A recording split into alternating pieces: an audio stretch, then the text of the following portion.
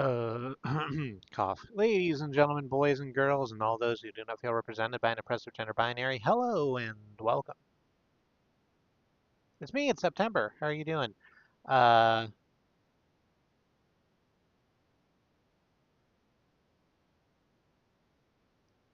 I'm liking this idea, this thing I did I did it for the Wobot stream too, and I'm doing it this week, and I'm probably gonna continue doing it. For the stream intro music, I've been going to Free Music Archive, which is where I got all of that music for the fucking the Tony Hawk stream that we did forever ago, and not forever. It was like 3 years. I'm bad at time, but I need to keep shit in perspective. So, yeah, I've just been going into Free Music Archive and typing a word that fits in with the genre of game that I'm doing or whatever, and just using that as the intro music. I think I will continue to do that. I think it's going well. Anyway, I'm gonna play Stanley Parable. This is one of my favorite games of all time. It slams. I'm very excited to play Stanley Parable. Also to be playing Stanley Parable Ultra Deluxe with all of the expanded content after. It's essentially an entire fucking sequel's worth of game, uh, or more. I don't know numbers. Don't fucking talk to me about the numbers. I don't care. It's basically a sequel with the original content of the game in there also. So we're gonna look at that. I don't know to set expectations if I'm going to do all of the endings available to me in Stanley Parable Ultra Deluxe,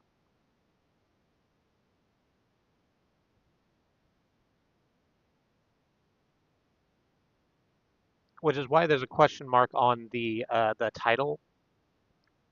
Because I don't know if I'm gonna do this just this one stream or if I'm gonna come back to it and do a couple more.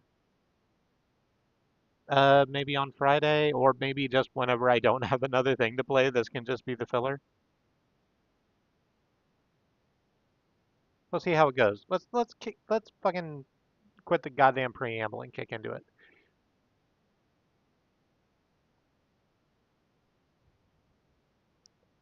Is that looking good? Is it booting? Will it boot? That is the question. Oh hey, content warnings. Forgot about them. So, a game developed by Crows, written by Davey Reedon.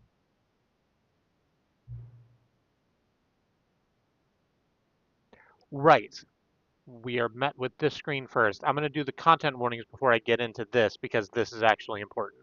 Um, this game is about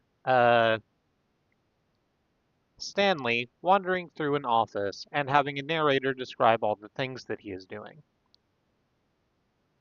From that premise, it expands out into a bunch of different directions.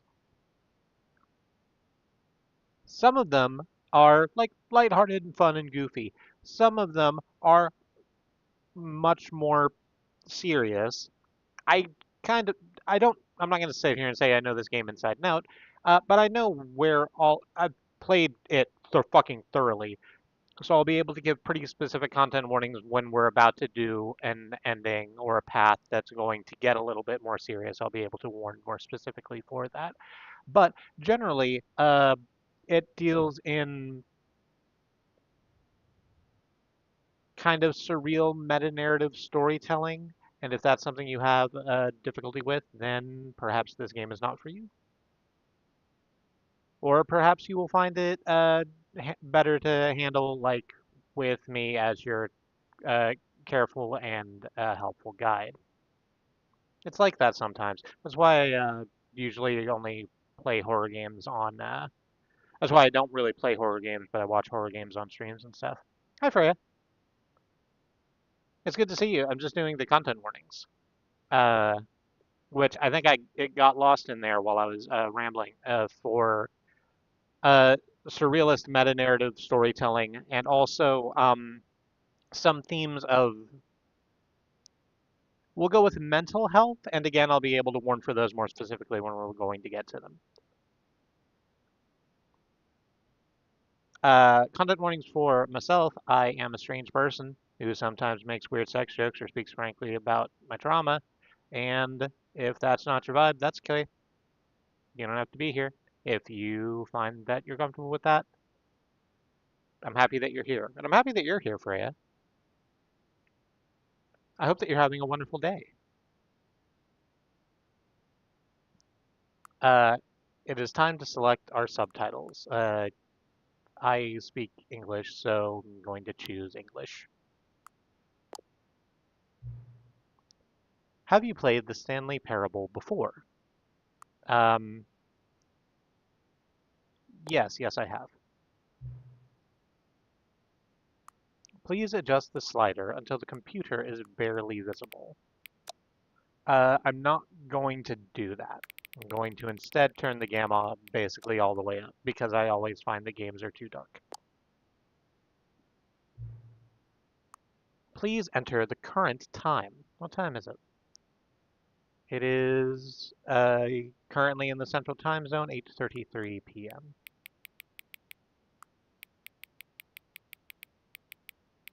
Oh, you can't change AM and PM. I have to round the horn on it. 8:33 p.m. I really like this font. Anyway. Note, accessibility settings can be accessed from the main menu. Okay.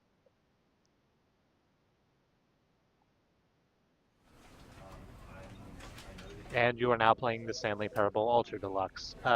The the opening screen of this game is so good.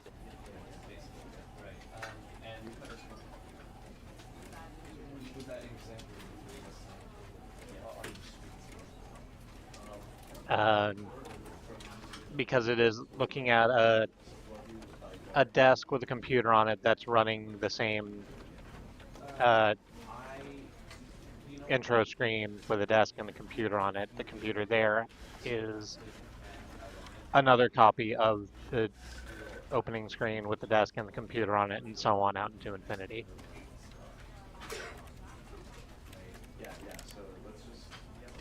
It doesn't capture the mouse. That's interesting. I'm going to be having more food after I finish folding this laundry, and I'm not sure what yet.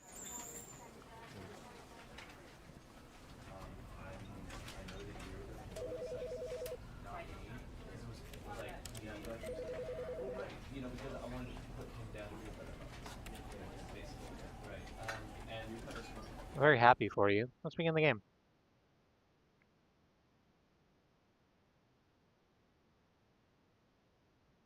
I'm sorry if I seem slightly distractible. This is the story of a man named Stanley. Stanley worked for a company in a big building where he was employee number 427. Employee number 427's job was simple. He sat at his desk in room 427 and he pushed buttons on a keyboard. Orders came to him through a monitor on his desk, telling him what buttons to push, how long to push them, and in what order. This is what employee 427 did every day of every month of every year. And although others might have considered it soul-rending, Stanley relished every moment that the orders came in, as though he had been made exactly for this job. And Stanley was happy. And then one day, something very peculiar happened. Something that would forever change Stanley. Something he would never quite forget. He had been at his desk for nearly an hour when he realized that not one single order had arrived on the monitor for him to follow. No one had showed up to give him instructions, call a meeting, or even say hi. Never in all his years at the company had this happened, this complete isolation. Something was very clearly wrong. Shocked, frozen solid, Stanley found himself unable to move for the longest time. But as he came to his wits and regained his senses, he got up from his desk and stepped out of his office.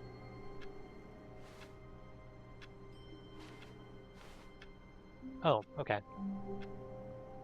I right-clicked to see if I could zoom in on the coffee, but I can't. But what right-click does do is move you forward,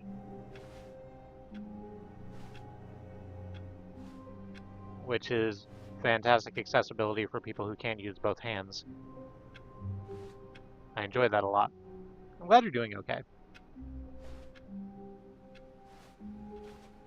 All of his co-workers were gone.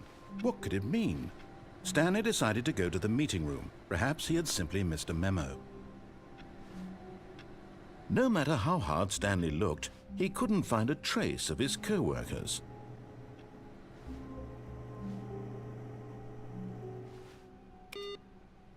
Oh, okay, good. Well, let's do that. Let's turn off the computers that are on as we see them.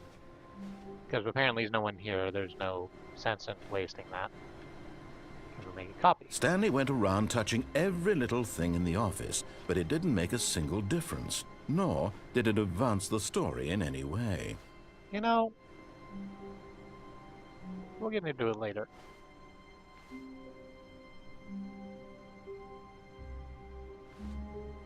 I like my work, I just hate my boss. It's smile. I choose to believe that's a Deus Ex Machina 2 reference.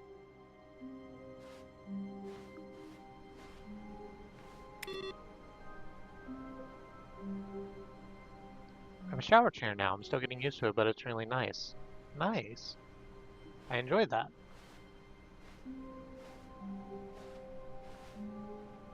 We should maybe get a shower chair.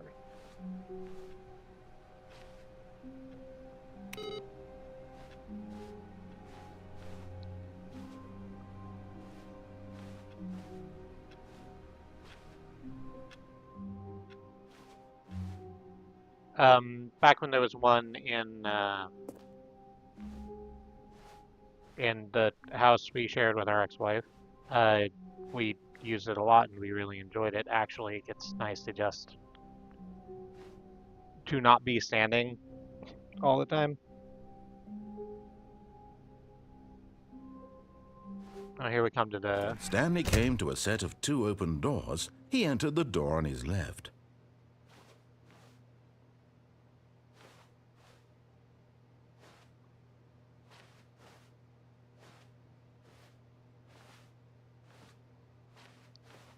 But it was like something she needed. It feels weird to just buy it as a want for us because our brain's bad. So the narrator has already said we go into the door on the left, but we could go into the door on the right. There's nothing stopping us. Let's be good first.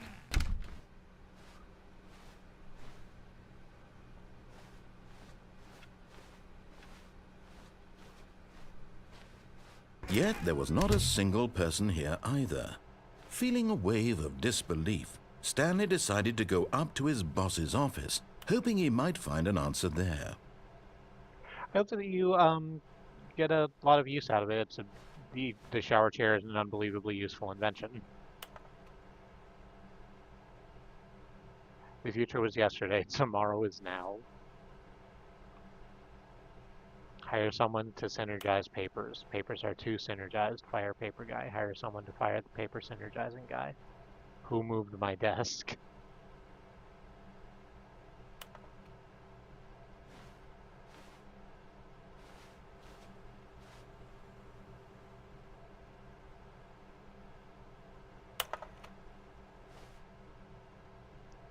Rate at which charts on the same slide depicted the same information. Rate of increase in graphs per slide. Please, no more charts. I'm begging.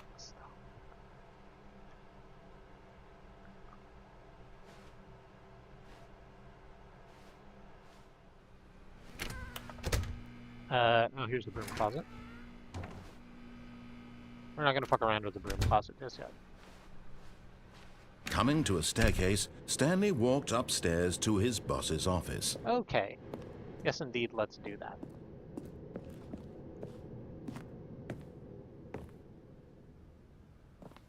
Here we are upstairs.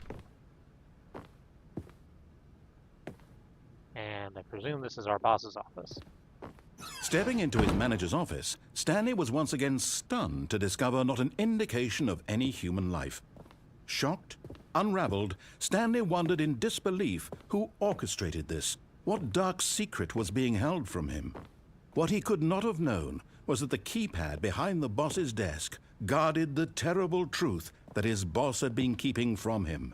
And so the boss had assigned it an extra secret PIN number, 2845. But of course, Stanley couldn't possibly have known this. Right, but you did say it out loud, so... Yet incredibly, by simply pushing random buttons on the keypad, Stanley happened to input the correct code by sheer luck. Amazing. He stepped into the newly opened passageway.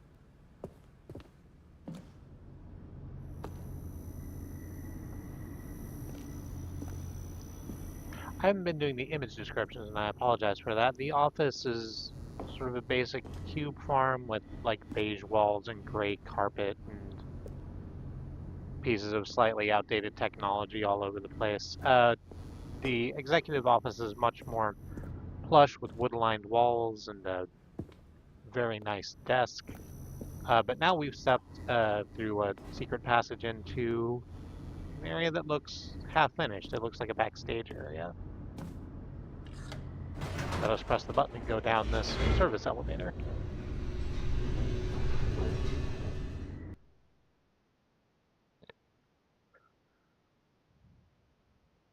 Descending deeper into the building, Stanley realized he felt a bit peculiar. It was a stirring of emotion in his chest, as though he felt more free to think for himself, to question the nature of his job. Why did he feel this now, when for years it had never occurred to him?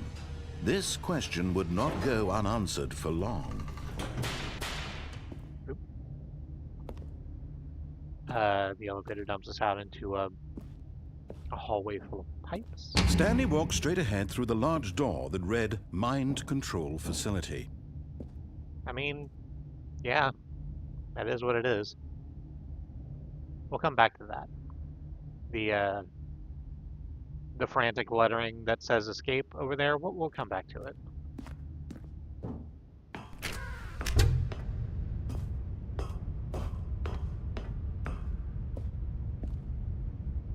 We walk out into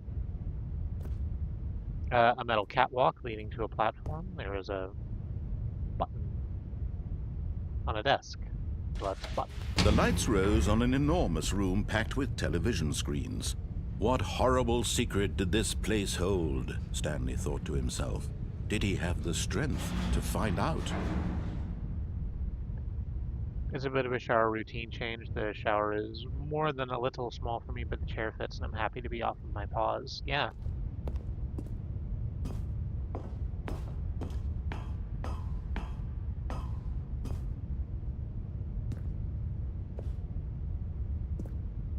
I'm happy you get that opportunity to rest.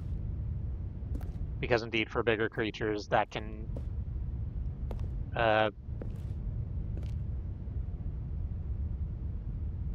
there's a word I want that's not coming to me. It can be a bit taxing. Here we go. Now the monitors jumped to life, their true nature revealed. Each bore the number of an employee in the building, Stanley's co-workers. The lives of so many individuals reduced to images on a screen, and Stanley, one of them, eternally monitored in this place where freedom meant nothing. Oop. Employee 601 got fired, apparently. Shame for them.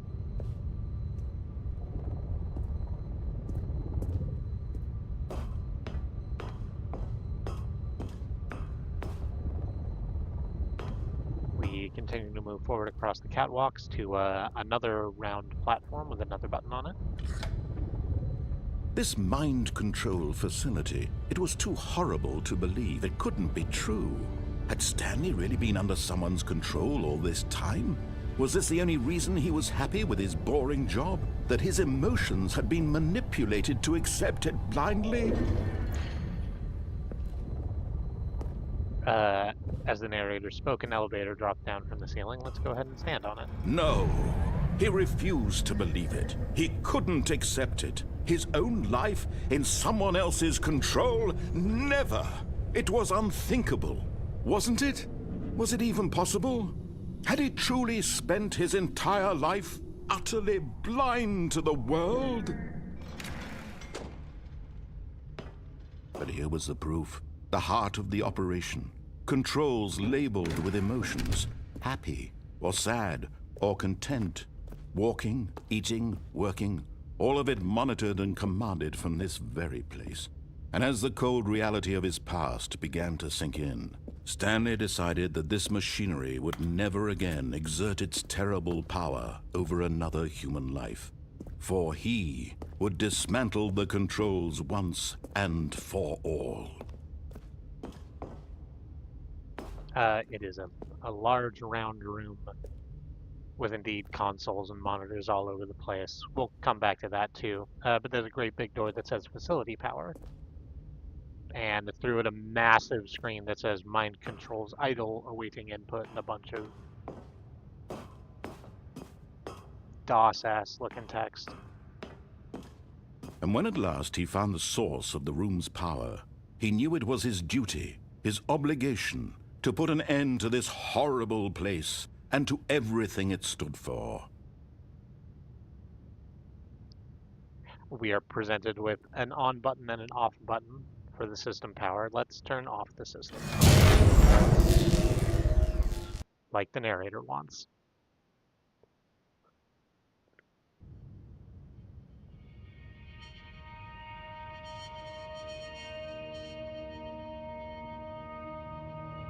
Blackness and a rising chill of uncertainty. Was it over?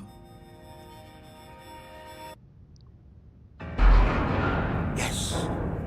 He had won. He had defeated the machine, unshackled himself from someone else's command. Freedom was mere moments away. And yet, even as the immense door slowly opened, Stanley reflected on how many puzzles still lay unsolved. Where had his co-workers gone? How had he been freed from the machine's grasp? What other mysteries did this strange building hold? But as sunlight streamed into the chamber, he realized none of this mattered to him, for it was not knowledge or even power that he had been seeking, but happiness. Perhaps his goal had not been to understand, but to let go. No longer would anyone tell him where to go, what to do, or how to feel. Whatever life he lives, it will be his. And that was all he needed to know. It was perhaps the only thing worth knowing. Stanley stepped through the open door. Stanley felt the cool breeze upon his skin, the feeling of liberation, the immense possibility of the new path before him.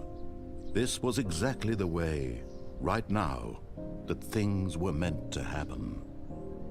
And Stanley was happy.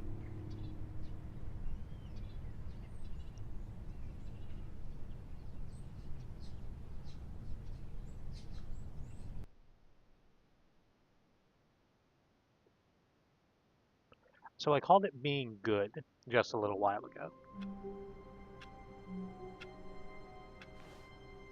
It has brought us back to Stanley's office, number 427, and the beginning of the office again. I want to talk about that ending just a little bit first. I know, right? It's such a short game, but you know, it's so critically acclaimed for a lot of reasons. So here's what I love about it. I'm gonna call it the playing along ending. I don't know what it's. There's probably a more accurate consensus title out there, but it's what I'm thinking about right now. So it thematically, that story is about Stanley, like, seeing behind the walls of the thing, and there's a mind control machine, and he turns it off and frees himself and everyone else who was presumably controlled by the mind control machine. But when you look at the actual mechanics of uh, that ending, the way that the things that you do in it, it's actually narrowing and narrowing and narrowing your engagement as a player. Like, it starts out in the office, and then you go through the left door, through the corridors, and then you go up the stairs to a holding room. You get told what numbers to push on the thing, so you press them. You go down the elevator into the mind control thing, and it's the monitor room is just a platform with one button on it. You press it, it opens the door to go to the next platform with a button on it, limiting what you can actually do there even more. Then once you get to the mind control facility and turn off the power, you are just standing in front of that slowly opening, like, hangar door, right? Where, with the very beautiful scenery outside, while the narrator tells you what good and important work this is and how Stanley feels about it, while you can do nothing but just kind of watch it load. And then once you step through the door, your control is taken away utterly. Stanley takes a few steps on his own and, like, looks around completely without your mouse or keyboard input. It is a wonderful bit of dissonance where you are told that Stanley is becoming more free while actually being funneled into having less and less control over him. We're going to do the complete other side now. All of his the code fuck you, had you're hit not my going. real dad ending. What could it mean? Stanley decided to go to the meeting room. Perhaps he had simply missed a memo. And there are much more interesting, like, variances between those two extremes, but I want to show the extremes first. When Stanley came to a set of two open doors, he entered the door on his left. Fuck you, you're not my real dad. This was not the correct way to the meeting room, and Stanley knew it perfectly well. Perhaps he wanted to stop by the employee lounge first, just to admire it. Mm-hmm. We walk through the corridors into the employee lounge. Yes, truly a room worth admiring. It had really been worth the detour after all, just to spend a few moments here in this immaculate, beautifully constructed room. Stanley simply stood here, drinking it all in. It's a pretty good room.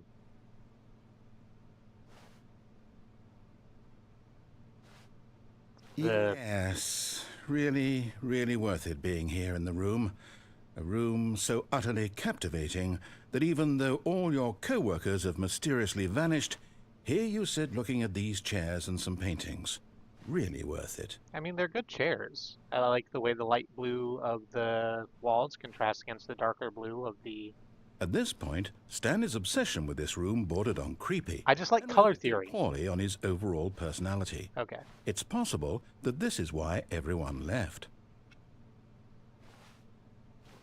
But at last, he'd had enough of the amazing room and took the first open door on his left to get back to business. Fuck you, you're not my real dad. Stanley was so bad at following directions, it's incredible he wasn't fired years ago.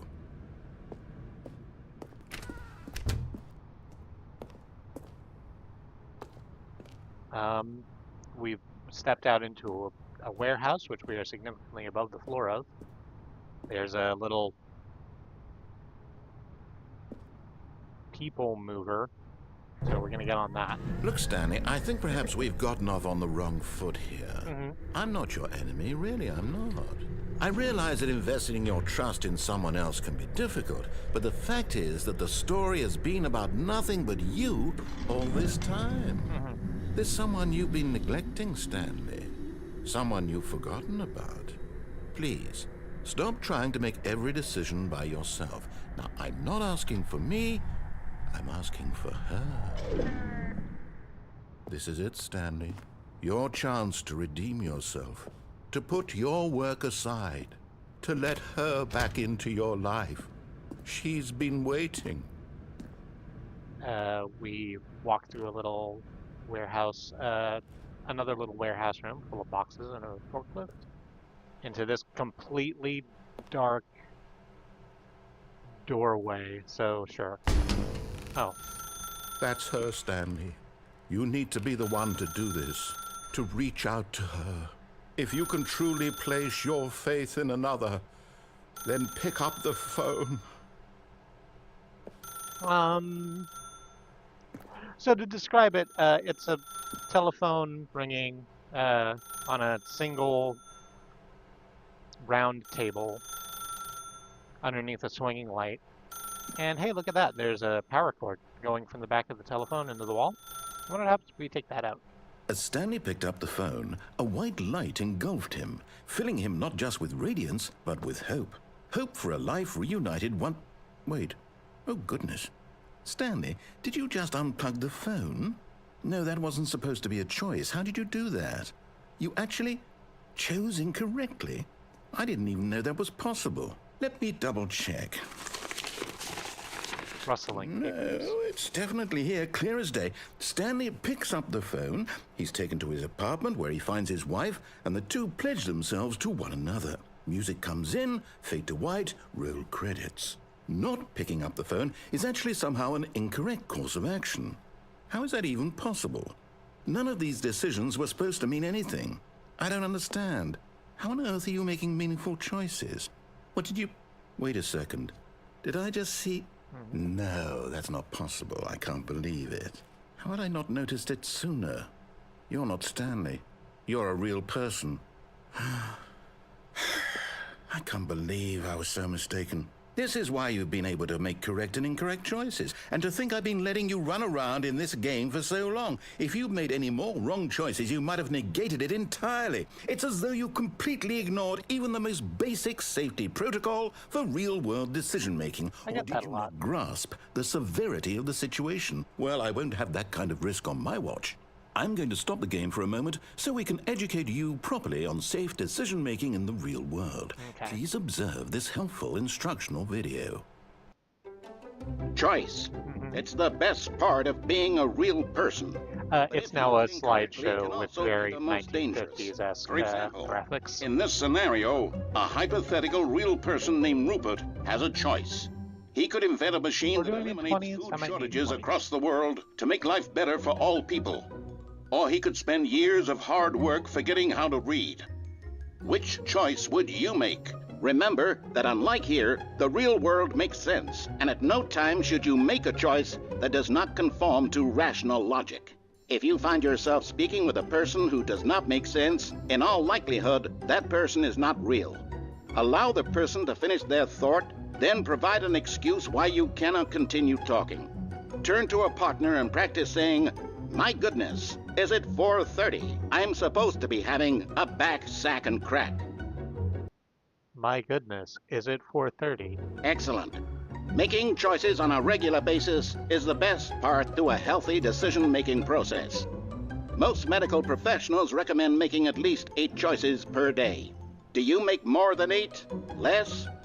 And finally, if you begin to wonder if your choices are actually meaningful and whether you'll ever make a significant contribution to the world, just remember that in the vast infiniteness of space, your thoughts and problems are materially insignificant, and the feeling should subside. At this time, your instructor will guide you in an exercise to test and reinforce the material covered in this video. Ooh. Welcome back. You may have noticed that this room has begun to deteriorate as a result of narrative contradiction. But not to worry. Now that you're properly informed on good decision-making, we're going to revisit a choice you made just a few minutes ago and see what the correct thing to do would have been. This way, please. So, hey, your warning. as we get further and further into this ending, which we're well on the path to now, the walls and floors and structures are going to stop making sense. Uh, the walls of this little room with the phone in have now been covered with exit signs and oh, just so much stuff.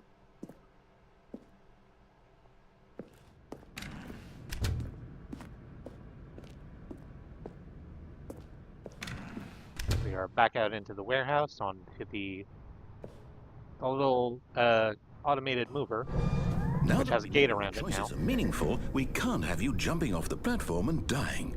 Imagine the main character dying senselessly halfway through the story. That story would make no sense at all. We just need to get you home as soon as possible before the narrative contradiction gets any worse. Unfortunately, it seems this place is not well equipped to deal with reality.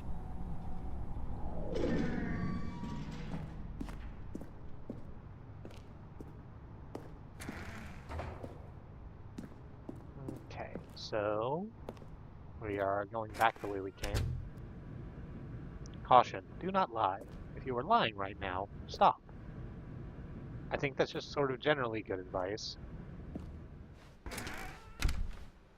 Back through some hallways. We're going to go back through the break room. Almost there. You'll take the door on the left, back to the correct ending, the story will have resolution once again, and you'll be home free in the real world. Okay. Now remember, all you need to do is behave exactly as Stanley would. That means choosing responsibly and always putting the story first. I'm quite sure you'll be up to the task. Just follow my lead and you'll be fine. All right. When Stanley came to a set of 2 open doors, he entered the door on his left. So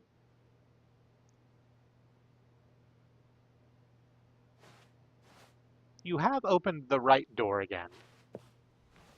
No! Why did you do that? Quickly, hurry back in the other direction. Perhaps we're not too late. Okay. We went a little bit down that corridor and there was a bunch of file cabinets and broken textures blocking the way. Let's go back out this way to the... It's ruined. I can't believe, after everything we talked about, that my story, you've destroyed my work. Why? For what? What did you get out of that? What did you think was so special about seeing the game undone, left here like so much garbage? It's worthless now. And what am I supposed to do? Even if there were a way to continue, would it be worth it? To know that my story is now incorrect? How can I go back to that? I can't erase that knowledge. I'll have to live with it forever, reliving its impossibility forever. I couldn't live that way. Is it better to shut the game down entirely? To willingly destroy all of my work? I don't know. What's the answer? What do I do? What do I do? What do I... No, I have to. I have to shut the game down. I have to. I have to. Okay. The lights have gone off.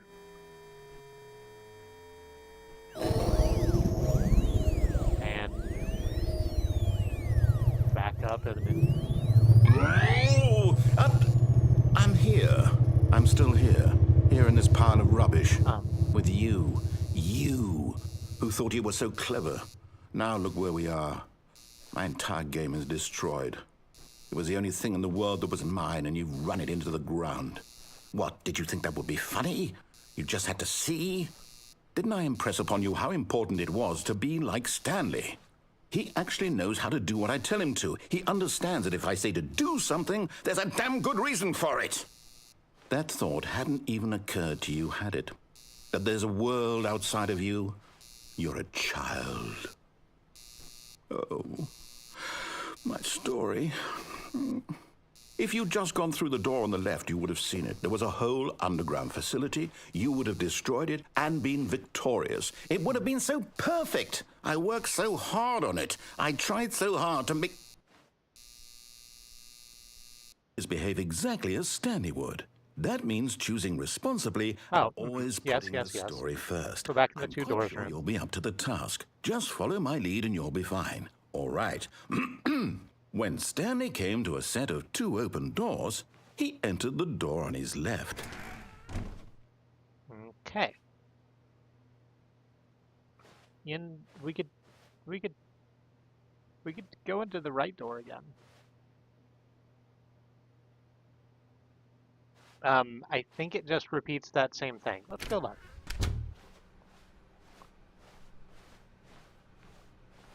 We go out this way.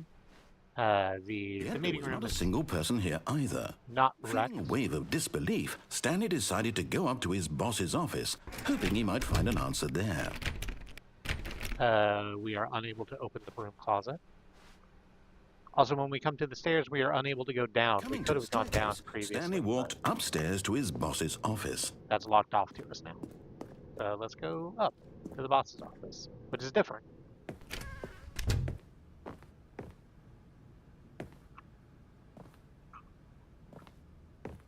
There's no big fireplace that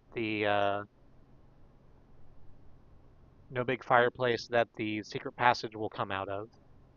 It's just a much smaller office with a bunch of paintings around. Stepping inside his manager's office, Stanley was once again stunned to discover not an indication of any human life. Shocked, unraveled, Stanley wondered in disbelief who orchestrated this, until he saw the door with a voice receiver next to it. Surely behind this door lay all the answers to his questions. And beyond all probability, he knew the passcode. He had seen it on his boss's computer just last week. Night Shark 115. Was this the code to open the door? Would it still work? There was only one way to find out. Stanley had been trained never to speak up, but now he would draw from within himself the courage to face the unknown. He drew a sharp breath and then spoke the code.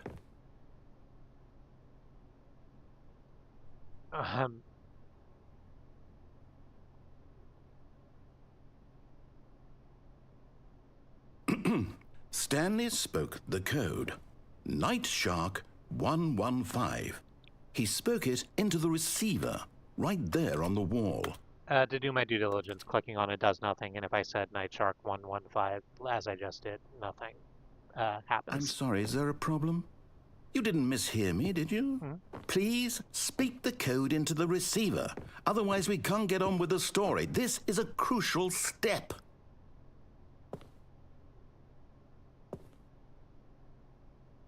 Okay, fine, you're not going to do it, but you know what? It's pretty humiliating to bring you this far, only for you to suddenly decide you have better things to do. I asked you for this one single thing, for your respect. The kind of respect Stanley shows for his choices. He knows what it means to take a story seriously. If you didn't want to see what I had to show you, then why did you come here? You had a choice, you know. You could have gone through the door on the right. You could have done whatever the hell you wanted over there. Why did you come this way? Speak. Say something to me. Explain yourself, you coward. You... When Stanley came to a set of 2 open doors, he entered the door on his left. The player model of Stanley is now standing in the middle of the two doors room. We are above him in the ceiling. Okay? Stanley, please. I need you to make a choice. The end. I need you to walk through the door. Are you listening to me? It's going to roll the whole credits. Is everything all right? Stanley, this is important.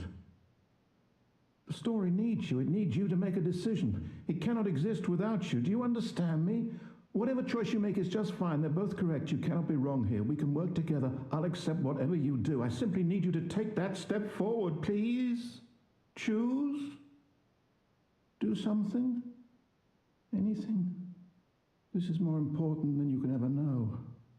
I need this. The story needs it. So, you hear me?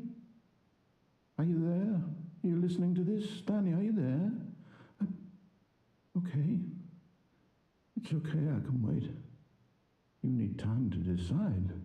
Time to make sure your choice is correct. That is the best choice. That's all right. I'll wait for you to decide what's the right thing to do. take as much time as you need.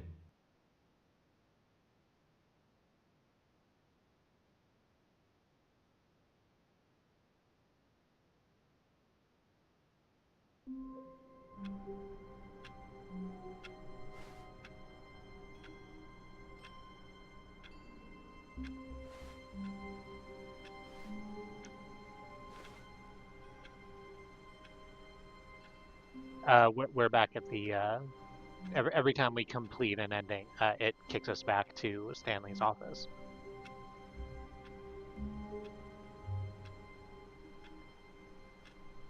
I like that one a lot. It's one of the endings where the narrator actually kind of starts to get the point. All of his co-workers were gone. What could it mean? Stanley decided to go to the meeting room. Perhaps he had simply missed a memo. No matter how hard Stanley looked, he couldn't find a trace of his co-workers.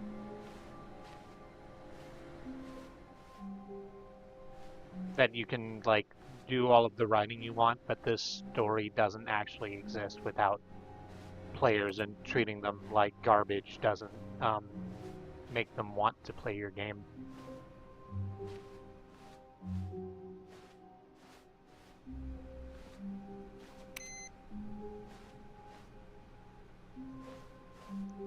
Oh, this computer's different now. Awaiting input.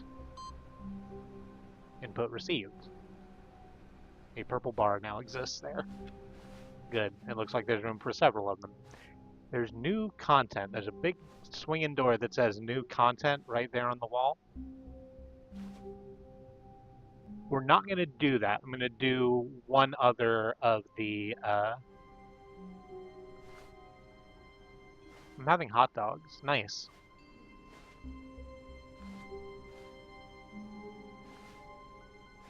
Are they good hot dogs?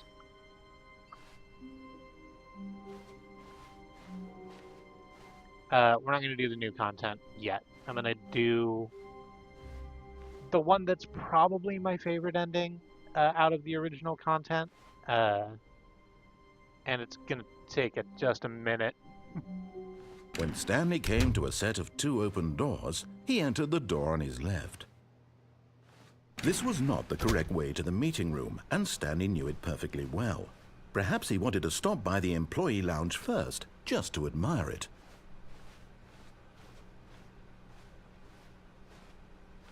Wow. Yes, this room. Mm-hmm. What a beautiful room. What a gorgeous, gorgeous room. Thank goodness Stanley had taken this detour on his way to the meeting room. Life without having experienced this room was now too horrible even to consider. While I wait for the narrator to get more mad at me for staying in this room, what do you like on your hot dogs? Yes, really, really worth it being here in the room. A room so utterly captivating that even though all your co-workers have mysteriously vanished, here you sit looking at these chairs and some paintings. Really worth it.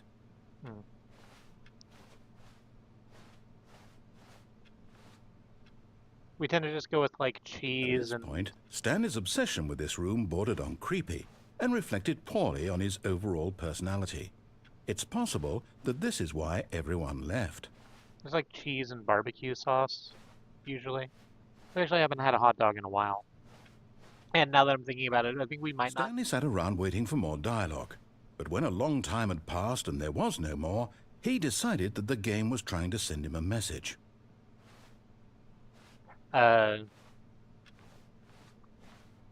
We've been doing very well, like, not being... We've been doing very well, staying vegetarian for the last few months, and I think that's just part of who we are now, which I'm glad of. It's something we sort of gave a couple of shots at, and kept tripping up, but we're kind of... We've found enough stuff and enough ways to make safe food that we actually like, that being vegetarian isn't that big a difficulty anymore. There are probably, like, vegan hot dogs out there. Might have to look into that, actually. I'm having lots of mustard and relish. Nice.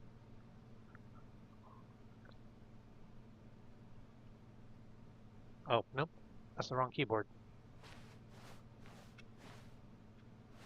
But So, at last, he'd had enough of the amazing room and took the first open door on his left to get back to business. okay. So we're gonna take this open door on the And left. so he detoured through the maintenance section, walked straight ahead to the opposite door, and got back on track. I can't remember at the moment what happens if we just do go straight through and go back to the thing, if that takes us back to the original ending or not. I want to say it doesn't. I want to say there's a different thing there, but we're not going to do that because here's this service elevator right here in this sort of middle space. And let's take it down.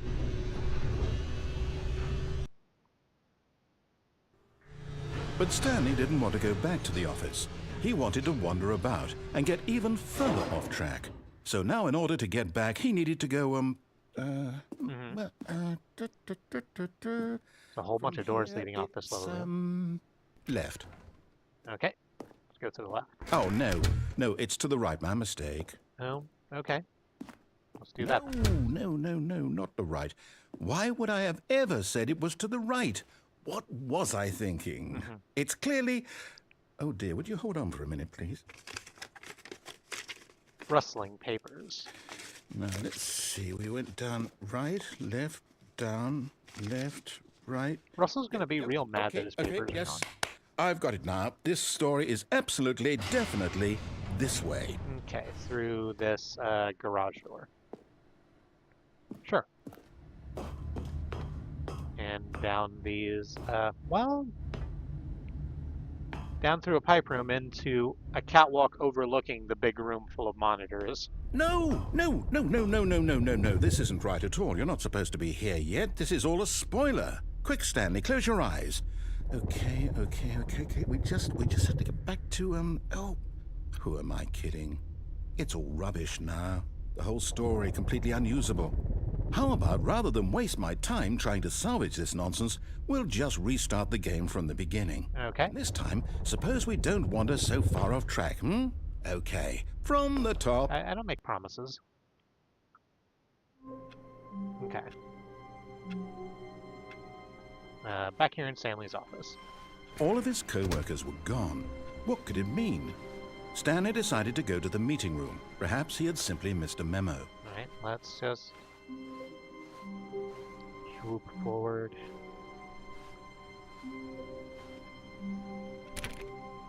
There is a big green plant in front of room 420. I just thought I'd mention it.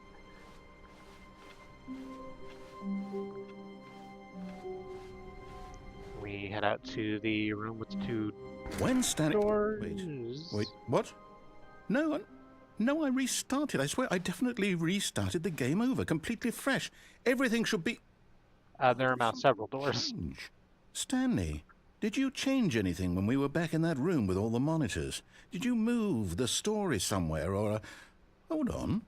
Why am I asking you? I'm the one who wrote the story. It was right here just a minute ago. I know for sure that it's here somewhere. Okay, then. It's an adventure. Come, Stanley. Let's find the story. Okay, great. Good adventurers go left. So, here we go. And how we get through a maze is by marrying ourselves to one wall and just sort of following it around. So,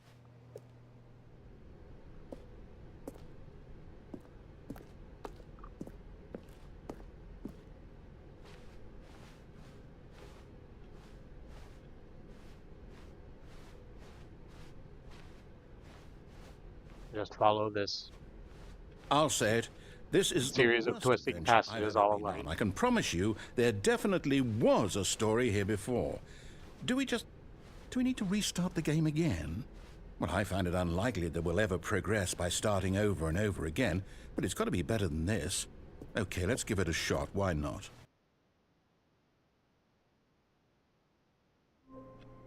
Okay. All of his co-workers were gone. What could it mean? Stanley decided to go to the meeting room. Perhaps he had simply missed a memo.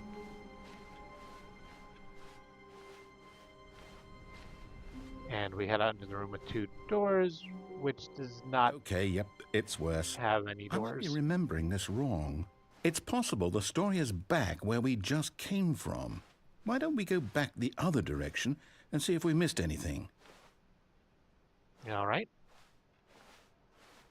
We'll head back to the quarters, back into the main sort of room here with all the monitors. Aha!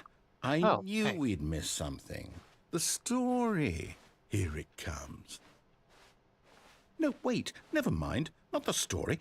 Okay, let's head Okay, back that's the a- other way and retrace our steps. That's a blank wall. Okay, turn around. Into a really grungy Now this... room full Well, of I'll be wood. honest, I don't recognize this place at all. Is this the story? I don't think so. I can't quite recall, but I believe my story took place in an office building. Is that correct? Do you remember, Stanley? Well, do you know what? Since I've completely forgotten what we were supposed to be doing, how about this? You win! Congratulations! I know you put in a lot of hard work, and it really paid off, so good job. This is like something out of Condemned. No, I don't feel right about this at all. We both know you didn't put in any actual work for that win. Some people win fair and square, and this was not one of those situations. Okay, I'm getting weirded out by whatever this place is. I don't care what might happen this time. I have to restart.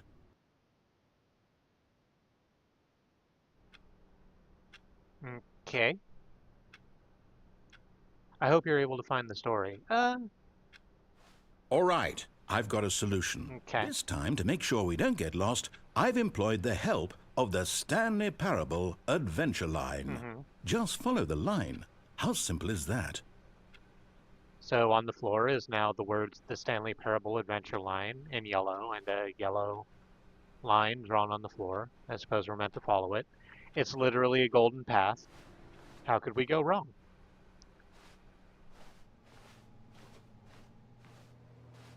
Okay, well, it takes us through this door on the right in the main office room, which we have never gone through before. So, I don't have great hopes, See? but sure. The line knows where the story is. It's over in this direction. Onward, Stanley, to destiny. Gonna, Though, here's a thought. yeah. Wouldn't wherever we end up be our destination, even if there's no story there? Or to put it another way, is the story of no destination still a story? Simply by the act of moving forward, are we implying a journey such that a destination is inevitably conjured into being via the very manifestation of the nature of life itself? Whoa. Hang on. That got a bit weird back there. Well, I'd like to apologize. Not sure where I was going with all that. You know what?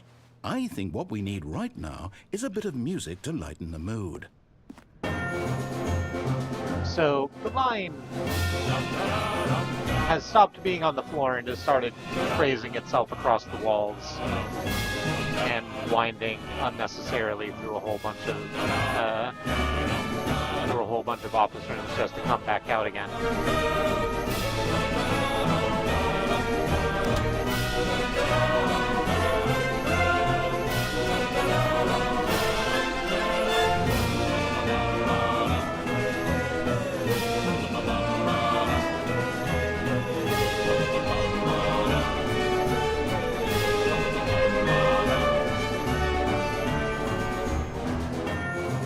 I never noticed that.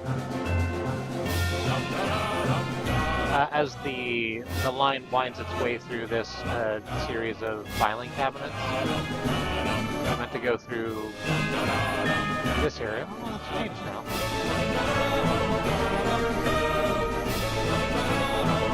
But it looks like it should be a small hallway, but then it's a much longer hallway. Wait, cut the music. Oh. Go back and look at that fern. Stanley, this fern will be very important later in the story. Make sure you study it closely and remember it carefully. You won't want to miss anything. Okay. So let's have a good look at the fern. And I'll tell you what, it's a good fern. I'm not a botanist, so I can't tell you what type of fern it is. It's got leaves. I suppose most ferns do.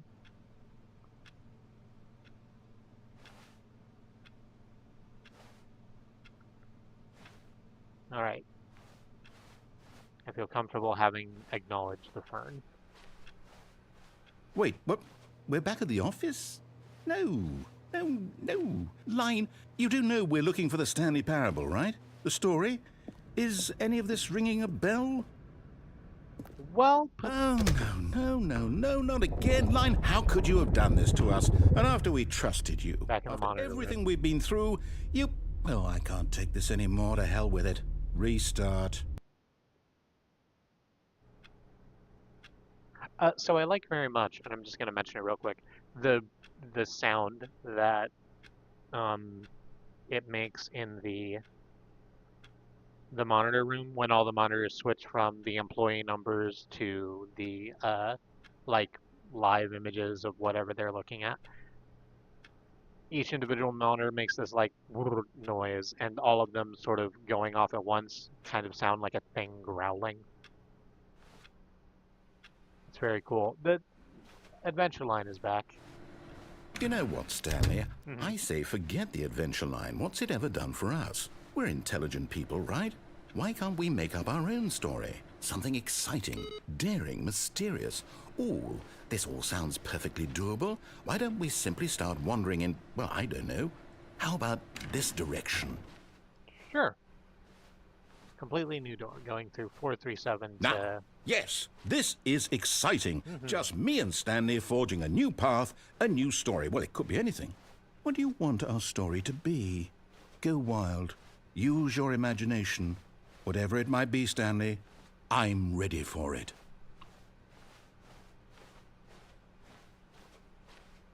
Oh, no, not you again. Stanley, I'd also like to veto the line from having any role in our awesome new story. No lines or monitor rooms. Just don't acknowledge it, and we should be fine.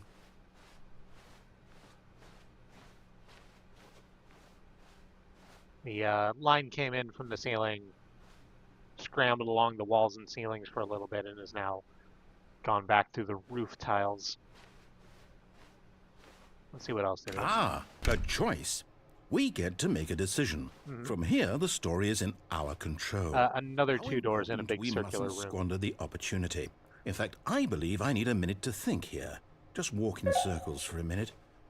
Okay, so I know that each door has to lead somewhere, which means that somewhere, the place where we're trying to go, there must be a reverse door that leads here. And that in turn means that our destination corresponds with the counter-inverted reverse door's origin. So starting from the right, let us ask, will taking the right door lead us to where we're going? Thank you for And since taking the that answer is screenshot. clearly yes, If then you by could all accounts, at the door us on the right is the correct one. on Another Mastodon victory with for that, logic. I would enjoy Come, that a lot. Stanley, our destiny awaits. All right, so we've gone through that bout of circular logic and walked through the door. Both of the doors lead into the same room, on which there is a massive screen reading the confusion ending. Oh, hold up, what's this? The confusion ending. You're telling me that's what this is? It's all one giant ending? And we're supposed to restart the game, what, eight times? That's really how all this goes? It's all determined? So now, according to the schedule, I restart again. Then what? Am I just supposed to forget? Well, what if I don't want to forget? My mind goes blank simply because it's written here on this thing, wall. Well, who consulted me? Why don't I get to decide? Why don't I get a say in all of this? Is it really? No, it can't be. I don't want it to be. I don't want the game to keep restarting. I don't want to forget what's going on. I don't want to be trapped like this. I won't restart the game. I won't do it. I won't do it. I won't do it. And the timer stopped? Does that mean, did we do it? Did we break the cycle? The, whatever it is that made this schedule? How would we even know? Will someone come for us? Will something happen? So, There's about to be a really unpleasant noise.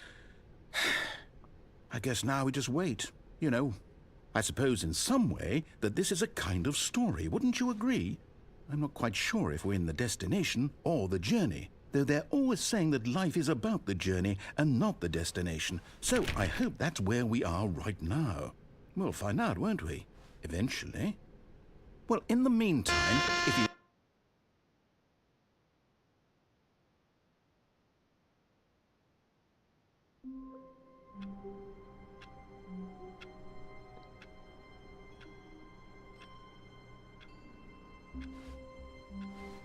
Yep. All of his co-workers were gone. What could it mean?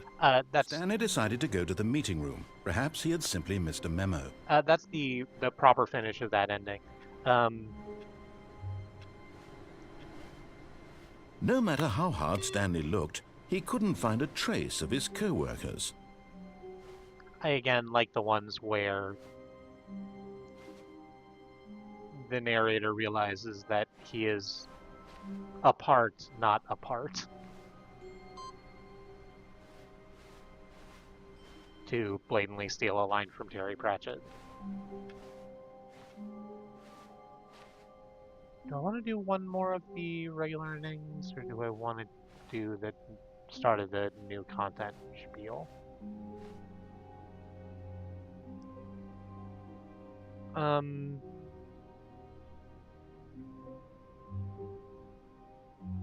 Let's do one more of these. I think I know which one I want to do. Stanley came to a set of 2 open doors. He entered the door on his left. And then we'll take a break, and then we'll do the new content. We'll do the start of the new content stuff. This was not the correct way to the meeting room, and Stanley knew it perfectly well. Perhaps he wanted to stop by the employee lounge first, just to admire it. The line is still out there on the other side of this office glass, menacing us. The lounge was sublime, a work of art.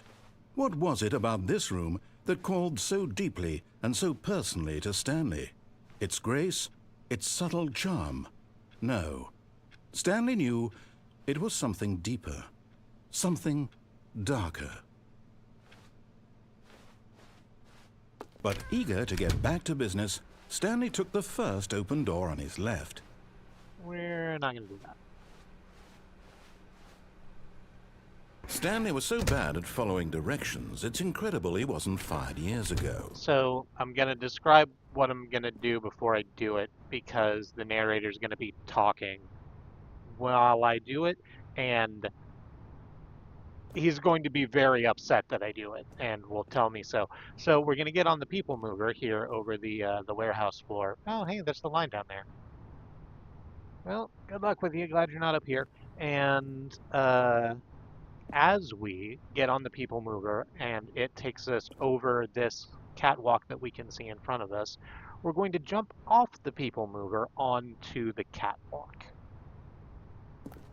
Which we can do because it's our first time over, there's not fencing around it. Look, Stanley, I think perhaps we've gotten off on the wrong foot here. I'm not your enemy, really, I'm not. I realize that investing your trust in someone else can be difficult, but the fact is that the story has been about nothing but you all this time. There's someone you've been neglecting, Stanley. Someone you forgot. What? Really? I was in the middle of something. Do you have zero consideration for others? Are you that convinced that I want something bad to happen to you? Why, I don't know how to convince you of this, but I really do want to help you, to show you something beautiful. Look, let me prove it. Let me prove that I'm on your side. Give me a chance. No buckets past this point. Okay. Now listen carefully, this is important. Stanley walked through the red door.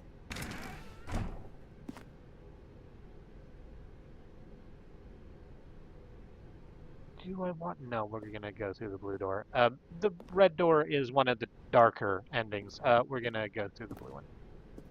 Aha, perhaps you misunderstood. Stanley walked through the red door. I walked through the blue door and then got teleported back outside. Go through the blue door again.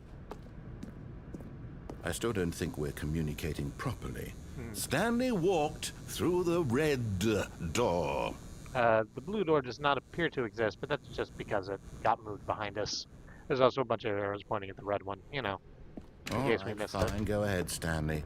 You want to know so badly what's out there? You want to find out what lies at the end of this road you've chosen? Well, don't let me stop you. You see? There's nothing here. I haven't even finished building this section of the map because you were never supposed to be here in the first place. Broken rooms, exposed developer textures. Is this what you had wanted? Was it worth ruining the entire story I had written out specifically for you? Do you not think I put a lot of time into that? Because I did. And in the end, it was all for nothing. Because this is what you wanted to see. Help me here, Stanley. Help elucidate these strange and unknowable desires of yours. What would have made this game better? What did you want to see? Vehicles? Skill trees? Work with me. You've given me absolutely nothing so far. Tell you what. Let me take a stab in the dark at a new design, and you can give me some feedback. There we go. A third option. This already feels leaps ahead of where we were before. Go ahead, Stanley. Take it for a spin. All right. So we're back in the two doors room, but there is a third door that leads out into the sort of valve, and fuck is the name of this engine? The valve engine. Um,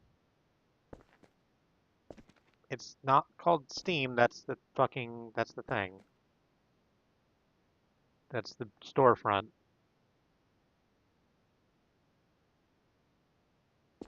Okay, I'm going to stop you there. Now, tell me about your experience with this new version. Would you say that the game benefited from allowing you more choices?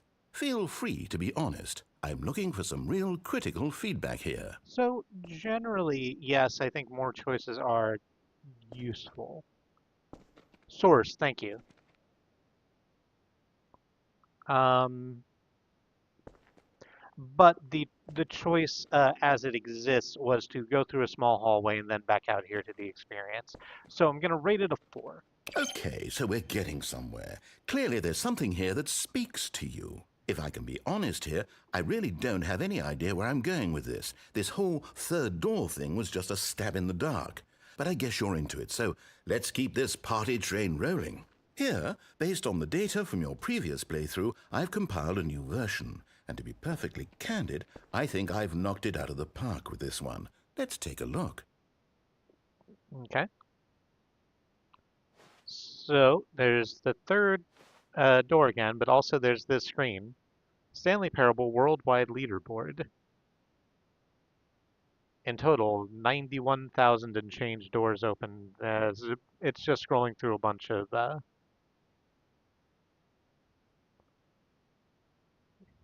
you down at the bottom. Stanley 427 is online and objectively ranked 9,328 out of 9,328 players worldwide. Why not ask some friends for help? Error friends list empty. Well, I don't think that's true. This is your superior, a dead rat.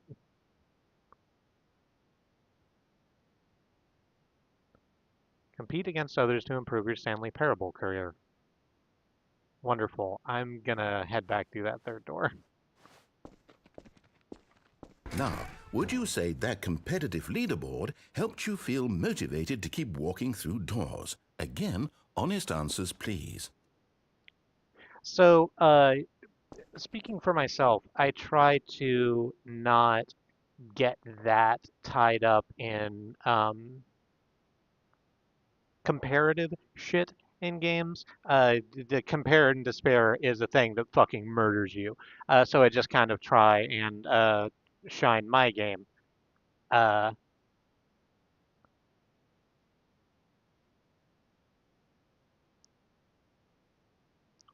I guess they were interesting facts to see, but I wouldn't say that it kept me going through the doors necessarily. Hey, I nearly forgot. I've got a prototype of a new game I've been working on, and now would be a lovely opportunity to give it some playtesting. Uh-huh. You wouldn't mind taking a look at it, would you? Perfect. Let me boot it up. So I didn't notice until now. In this game, the baby crawls left towards danger. Uh-huh. You click the button to move him back to the right. Oh, and this it is another releases one the fire that's really if you fail. sonically It's a unpleasant. very meaningful. I'm not going to do it for very Although long. the desperation and tedium of endlessly confronting the demands of family life, I think the art world will really take notice.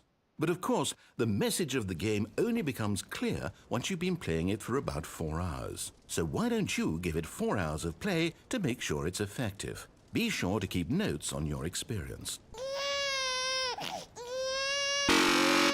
So the cardboard cutout of the baby cries and moves towards the fire. You have to click the button to reset its path. And every time you click the button, it makes this noise. So if you do this for a while, the narrator will drop a new element into the thing where a puppy is also lowered into the fire, and you have to go back and forth between two buttons which are set pretty far apart.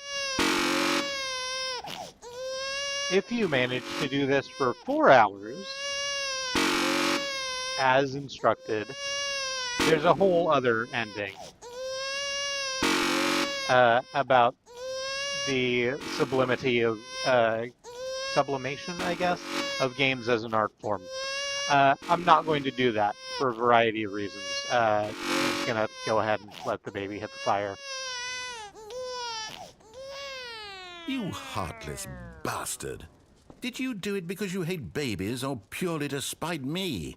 Because if it's the latter, well, I don't know what to do. I'm completely out of ideas. I can't think of a single thing that might improve the experience for me. I'm not even going to try.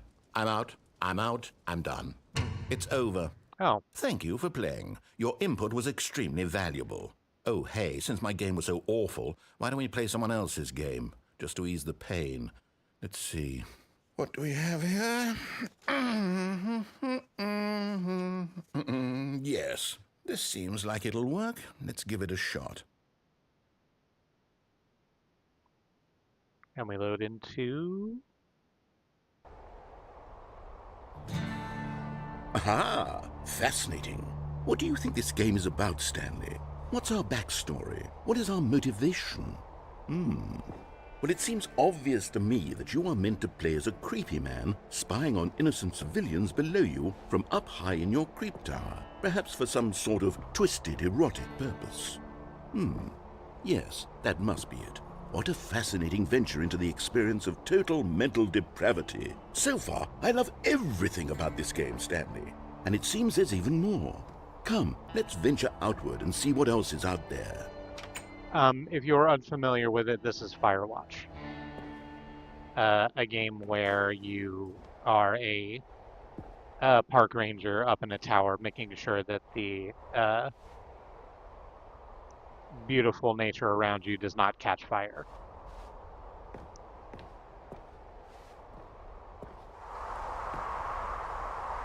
It's a very good game.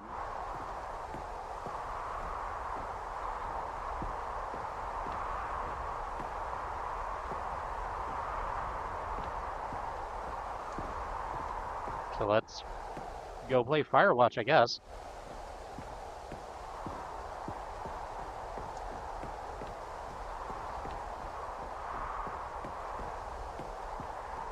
Oh, no. No, it can't be. Yeah. Oh, there's It butterflies is. over this way. It's an open world game. Good God, quickly, block it off. Oh. Well, Thank goodness, Stanley. What a close call. You nearly wandered off into that thing. That big, open, just wandering around. No right or wrong directions. No path to follow. You can just go in any... Oh, thank heavens we avoided it. We're out of the woods now, Stanley. Okay, I'm going to get us out of here. I mean, yeah, you Let's blocked find off the another path to the game. woods. Preferably something with walls. Something with nice, big, insurmountable walls. Okay, I think this will be just the thing.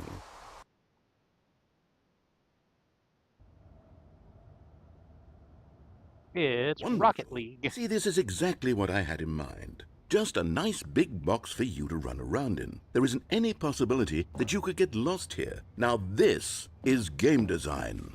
Stanley, if you manage to get lost in this game, I will be phenomenally impressed. Okay, so what exactly do we do here? Let's see. There are lots of cars here in the back, but obviously there's no racetrack. Okay, I'm seeing that there's a ball of some kind back here. Is this game sports ball? Stanley, I think it's sports ball. Oh, what fun. We shall run the bases and do a touchdown together? Yes, I think surely we must. Okay, Stanley, here's the ball. Have fun. All right. Haven't played a lot of Rocket League, but I'm aware that the goal is to get the ball into the goal, like, you know, many sports. Let's just do that. Are you doing it? Are you winning? Is this fun? Is it better than my miserable little story that I worked so hard on? Stanley, I have a thought. And I realize I'm not a sportsologist, but if one ball generates a certain amount of raw adrenal pleasure, then surely multiple balls makes for an even more euphoric sports experience. I'm going to try it out. Here comes another ball.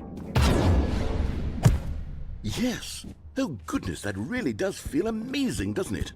Stanley, I'm like a child in a confectionery shop. I simply have to have more. I'm insatiable. You know, I also feel that way when I'm surrounded by balls. Oh golly, that's so many balls.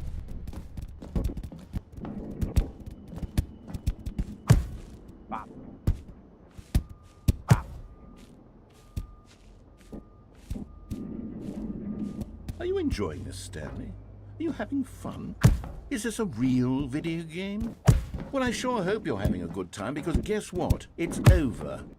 That's right. Oh. Your little fun comes to an end. This is my game, and what I say goes. You get to have fun when I let you, Stanley. Besides, you need someone like me to set boundaries for you. Without rules or boundaries, video games are nothing. Yes, that's what I am. I'm structure. I'm your sense of purpose. And since you decided you didn't want to play my game, now I don't want to play with you either. So, goodbye, Stanley. I'm leaving. See how you like it when I'm not around to set the rules. Somehow, I don't think you'll enjoy it as much, but who knows? You're an inventive kid. You'll come up with something. After all, you're the one who knows best. Take care, Stanley. Well, there doesn't need to get that snippy about it.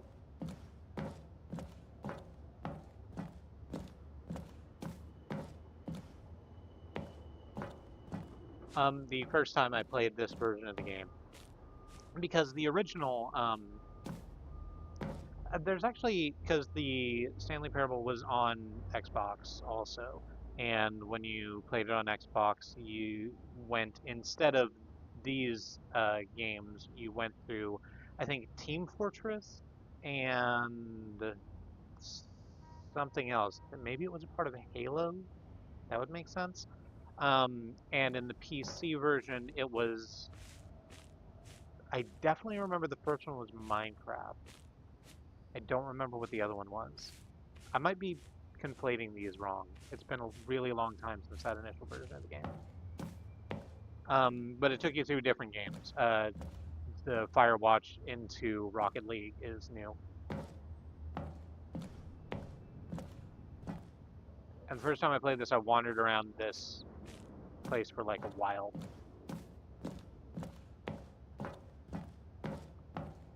And then realized that what you're What are you doing? supposed to do is just jump into the goal.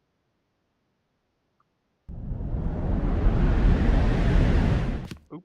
Stanley, don't do that. I can't follow you there. I can't help you. How will you write a story without me? You can't do it. You know that. Stanley, come back. We find ourselves in the Stanley Parable alpha test.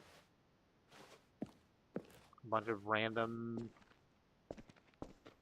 walls just sort of sitting under work lights. Oop. And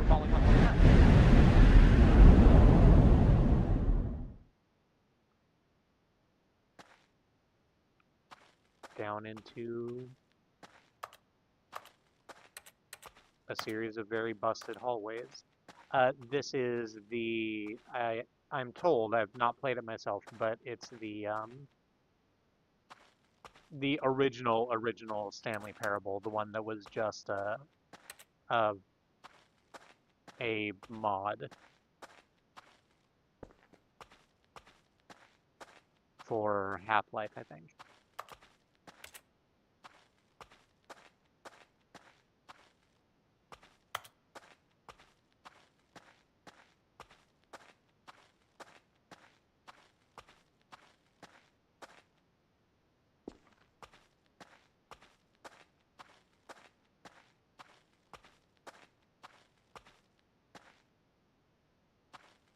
There's actually a light down there, in contrast to the very dark hallways we've been going through.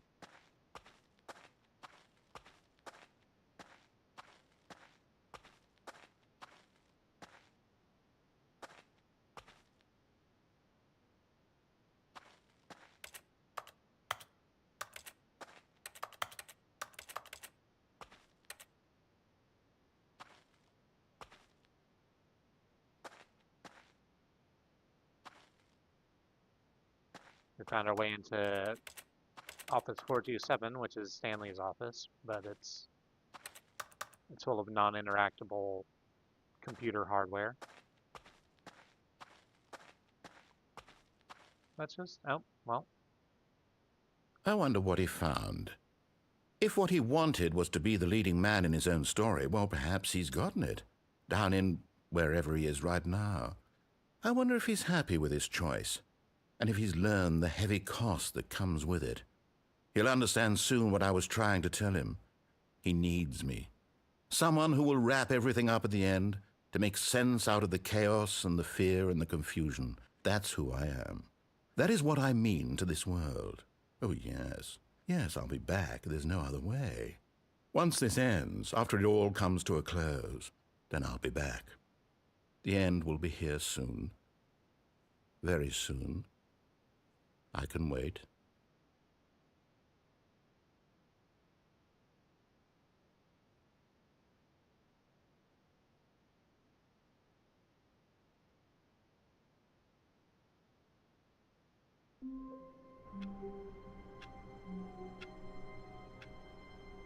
I really like that one too.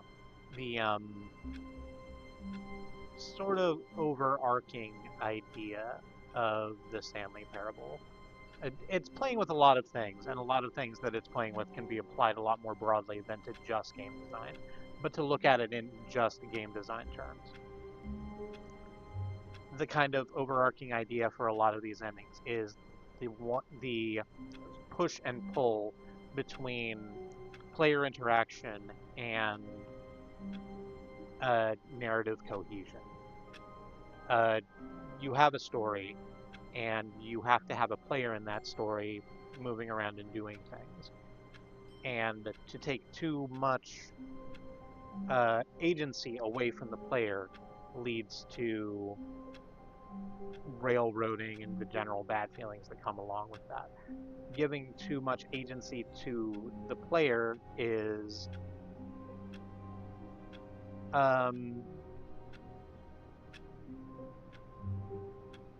it means that there's no story cohesion, and for a certain type of person, that's completely fine. Like I just talked about Minecraft. To go back to Minecraft, there's barely a story in Minecraft, and there was not like anything that resembled an end goal to Minecraft for like really, really long in its production process, and that's fine. But for something like this, something that wants to play in a narrative space, those two elements have to coexist. And a lot of the endings, like I said, are playing with the various facets of that interaction, how it's necessarily both combative and cooperative.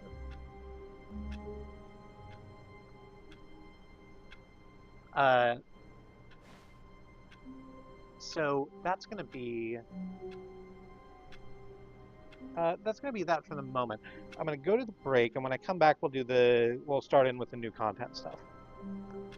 Before I do that, I'd like to. Oh no, hang on. Let's go ahead and do this ending too, real quick, since we're right here. But Stanley simply couldn't handle the pressure. What if he had to make a decision? What if a crucial outcome fell under his responsibility? He had never been trained for that. No. This couldn't go any way except badly. The thing to do now, Stanley thought to himself, is to wait. Nothing will hurt me. Nothing will break me. In here I can be happy forever. I will be happy. Stanley waited. Hours passed, then days. Had years gone by? He no longer had the ability to tell. But the one thing he knew for sure, beyond any doubt, was that if he waited long enough, the answers would come. Eventually, someday, they would arrive. Soon, very soon now, this will end. He will be spoken to. He will be told what to do. Now it's just a little bit closer. Now it's even closer. Here it comes.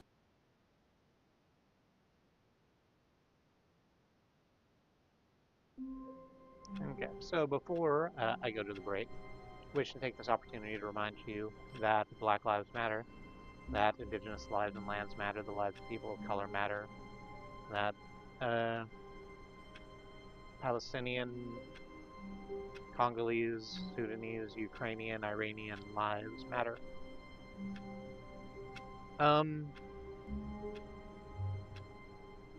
There are many ways to stand in solidarity with your fellow travelers upon this earth, and we like to push for direct mutual aid, as it helps people who are suffering right now suffer less, and people with a firm foundation under them don't need as big a lever to move the world. So on the break, I'm going to go to the social media and look at the mutual aid hashtag there and boost what needs I can. I suggest that you take the opportunity to check out mutual aid initiatives that exist in places you operate, both online and in meat space. Because the only way we get out of this is through. And the only way we get through this is together.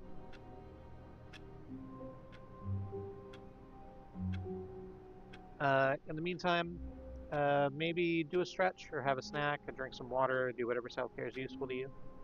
I'll do the same, and I'll catch you back here in just a little while. I'll see you then. Oops.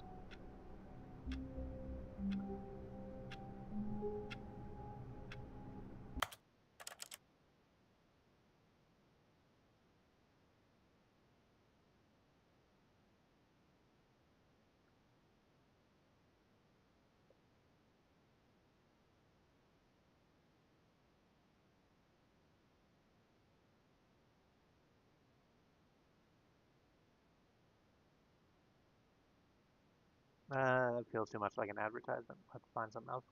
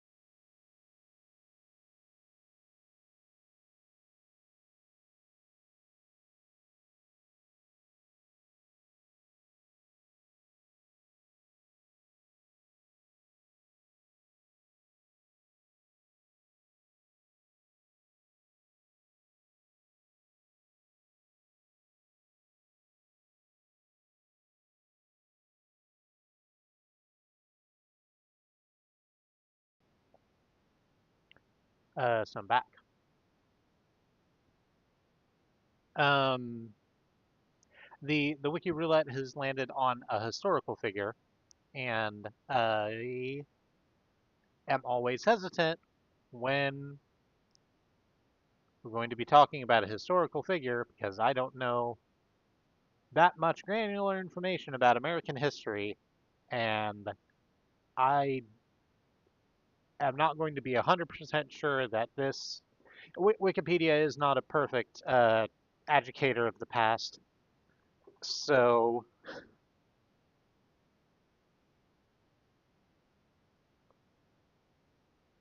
uh, if this article describes a problematic or violent person in a glowing light, uh, I do apologize. John Franklin Kinney, from 1860 to 1934, described as one of the strong men of the Democratic Party, potent in council, a trusted leader, and popular campaign orator.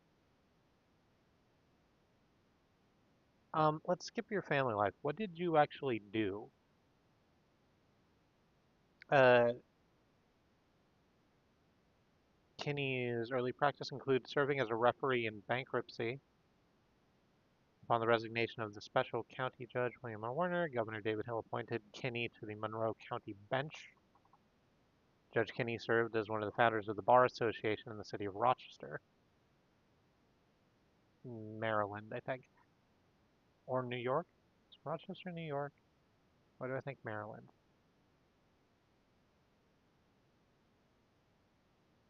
Anyway,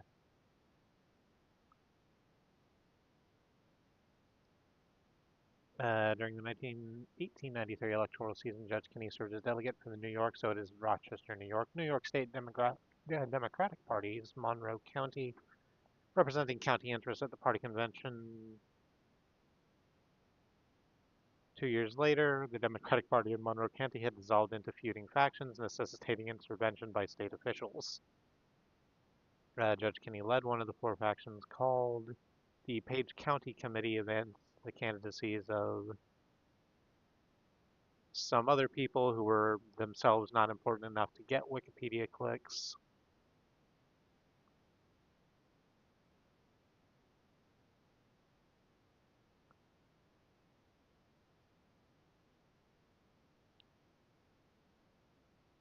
In private practice, Judge Kinney took on cases contentious in nature. Though a personal friend and business partner with Rochester's Mayor George Washington Aldrich, Kinney was also the attorney to which plaintiffs not well connected would bring their cases. These often dealt with corruptly managed public contracts, such as the one Judge Kinney took to the U.S. Supreme Court via Moffett, Hodgkins, and Clark.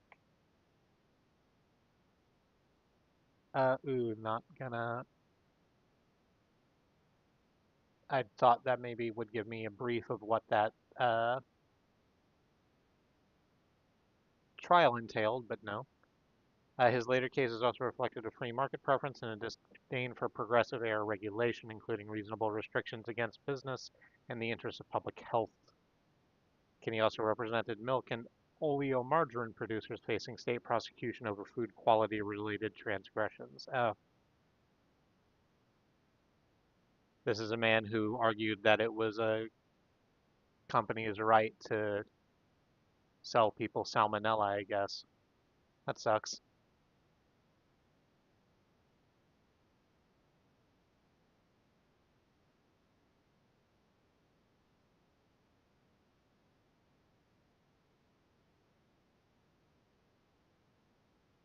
Uh, let's let us get away from Kinney and get back to Stanley.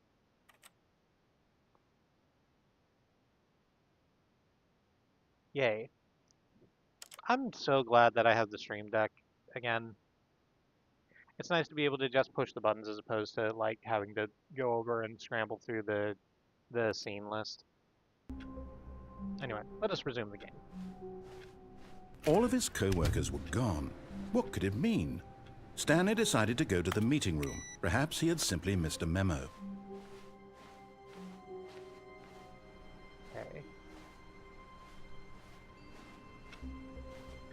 So we're going to go through the new content door, which is... Oh, new content? Mm-hmm. What does that mean, new content?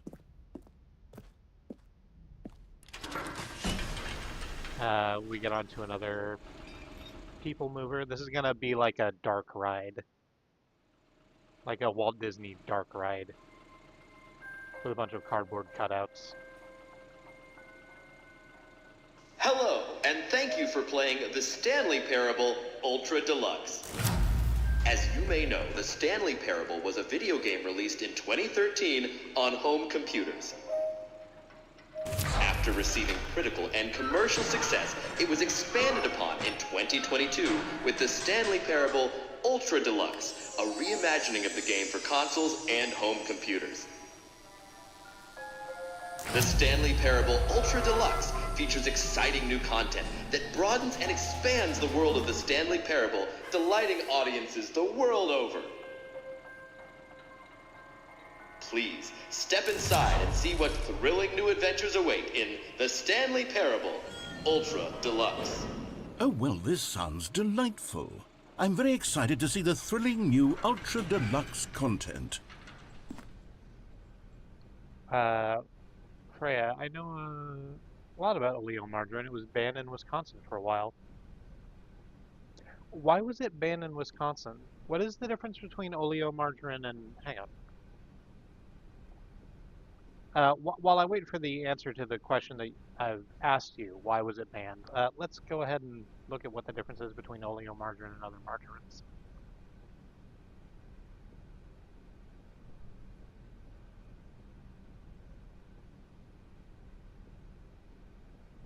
I think I didn't spell margarine right. Why the fuck are you on Google? I keep telling you that I do not...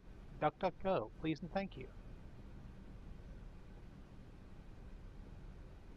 Also not DuckDuckGo AI.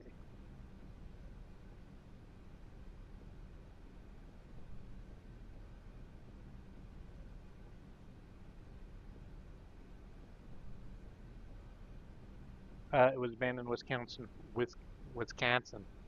Sorry, I'm not trying to make fun of the accent that I know that you don't have.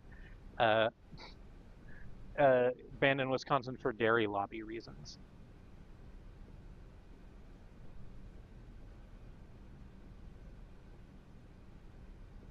Oh, apparently oleomargarine and margarine are the same thing. It's just we don't call it oleomargarine anymore because it's... Presumably because it's cumbersome to say.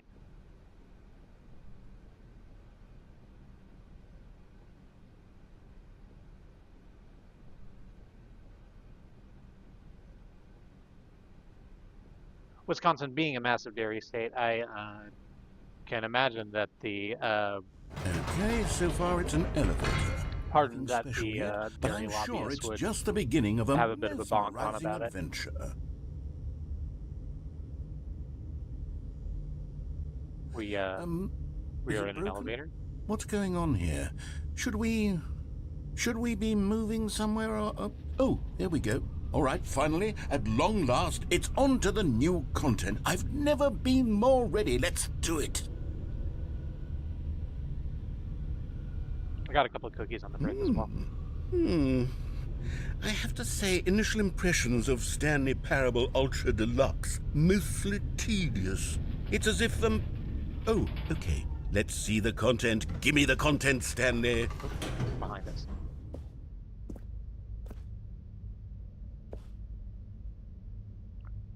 Well, it's a largely empty room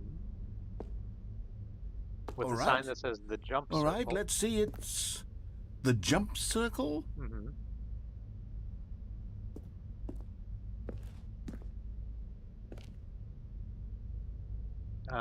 We can press space to jump. We weren't able to do this before.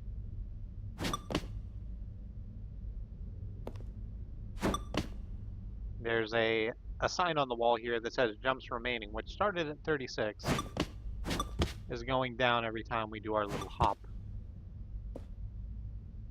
The hop does not work outside of the circle.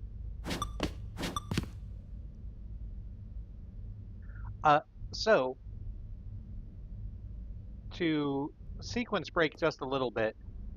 Once we run out of jumps remaining, that's not a like counter saying jumps remaining until a cool thing happens. That's the amount of jumps you have remaining to you, and you do not get more.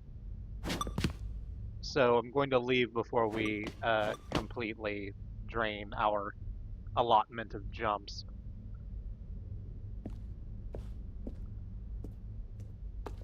Because there's a thing you can do about it, and I Is want that to it?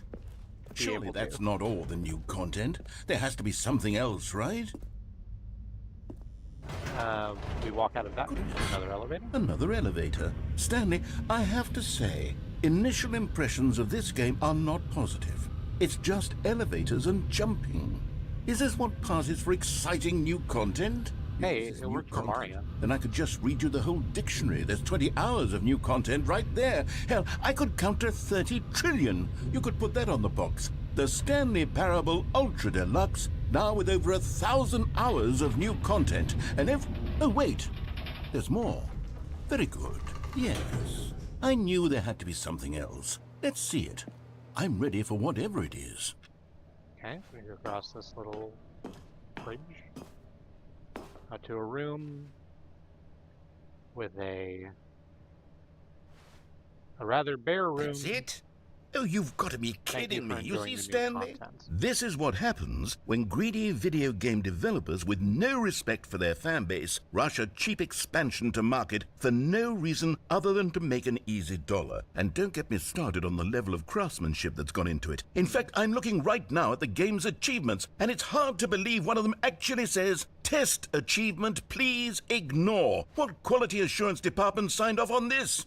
I'm infuriated and I'm offended, and I intend to find these people on Twitter and hold them personally accountable. It's my fault, Stanley. I built up too much anticipation around the new content, I'm afraid. It could never have lived up to such expectations. If you're still with me, why don't we just reset the game, and we'll try to get back to what the Stanley Parable is really about. No frills, no gimmicks. Just you and me having a great time together like always. What do you say, friend?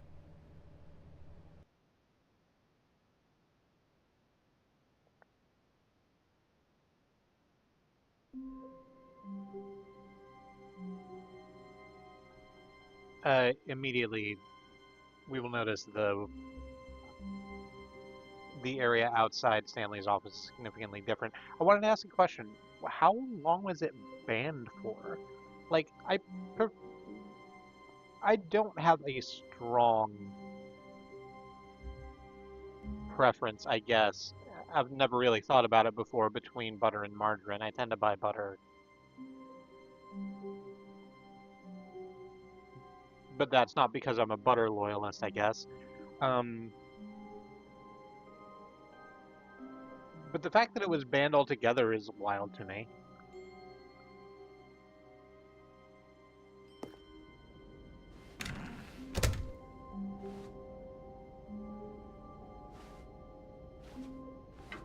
Psst! Stanley! Hmm. Come over here! In the vent! I want to show you something!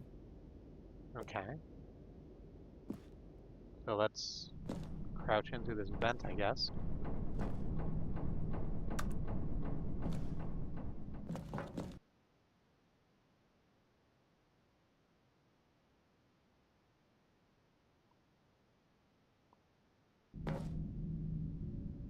Okay, you remember how cheap and unsatisfying the new Ultra Deluxe content turned out to be? Well, it got me thinking about the past, and how much better the Stanley Parable used to be. So I made something special and tucked it away here where the game's developers won't find it. Just our little secret. Take a look. There's this Dark Souls ass room with stone pillars leading out into... I call it the Memory Zone. It's where I've been storing all my favorite memories so I can relive the peak experiences of my life whenever I want. Experiences like the launch of the Stanley Parable on PC. It's a very beautiful outdoor space. Fenced in, obviously. The narrator can't have us wandering through all of this beautiful scenery, but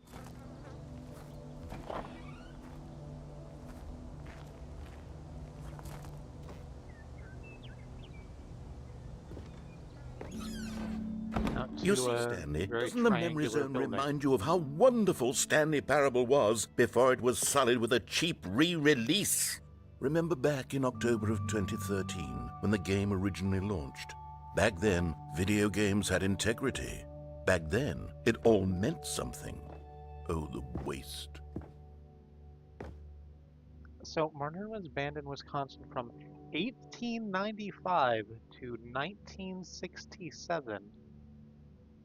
That is so fucking long. That is. You said that, and I presumed that. I had presumed it was like, what, a couple of years, maybe 5 years tops? No, that's like. That's 70 years. That's a little over 70 years of margarine just not existing. Actually, just the yellow margarine. People would buy white margarine and mix yellow coloring into it. I have heard about that before, but again, I thought it was one of those like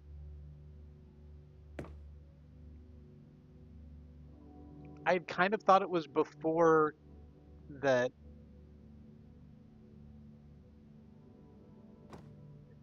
like an early formulation of margarine before they like did a whole bunch of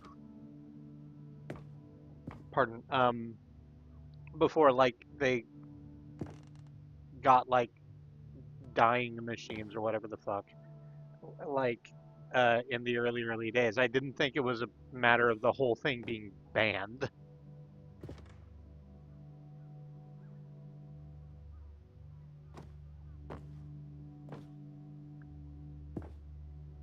Wild, okay.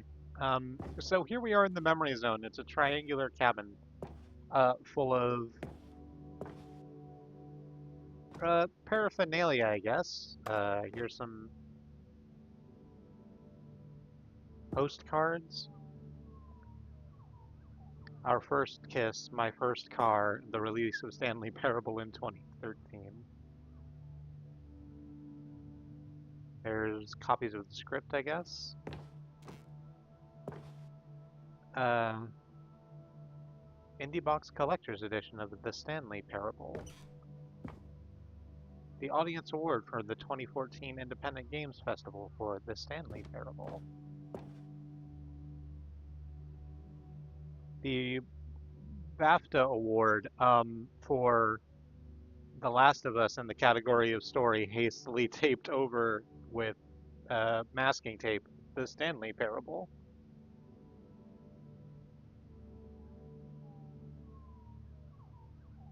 It's still illegal in Wisconsin for restaurants to replace table butter with yellow margarine unless specifically requested.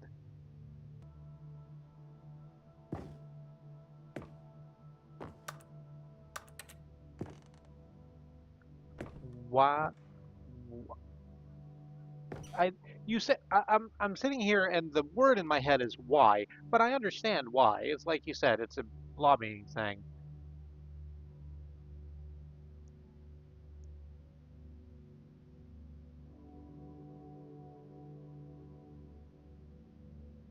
I don't know how to feel about that.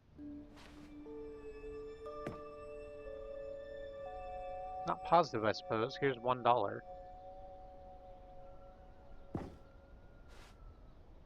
Uh, here's a TV running the Stanley Parable demo. Achievements. Don't go outside. Don't play the Stanley Parable for 5 years. And unachievable, it is impossible to get this achievement. Which are achievements from the original Stanley Parable. This one is just what it says on the tin. You don't play for 5 years and then you log in again and you get this achievement. I think I have this one. Unachievable, it is impossible to get this achievement. You can get this achievement by doing some shit with the code that makes a winky face. Uh, I don't know the specifics because that's not a thing I wanted to do at the time and have never bothered to go back. Nominee for Game Innovation, The Stanley Parable from the BAFTAs. A nominee for Debut Game and Best Story, which again, The Last of Us won. In the run-up to this, the release of Ultra Deluxe, there was a great trailer where the narrator was talking about how he was very excited to once again be bringing a beautiful and meaningful story to the arena of video games. And then, like, a cut in of the announcement of Last of Us 2.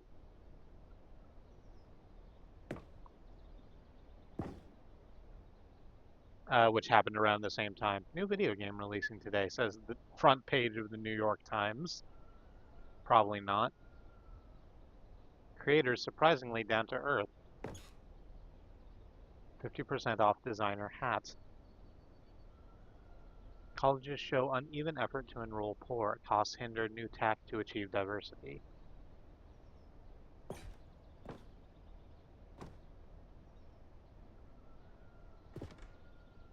Oh, that ending. We'll get to that. Probably not tonight. Might do that on Friday.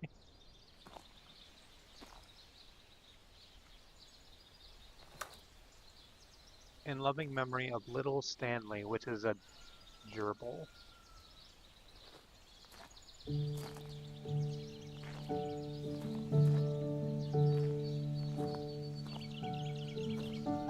Je suis dans la même horizon, seul sur l'abri de l'eau, et je n'attends plus que toi, mon amour.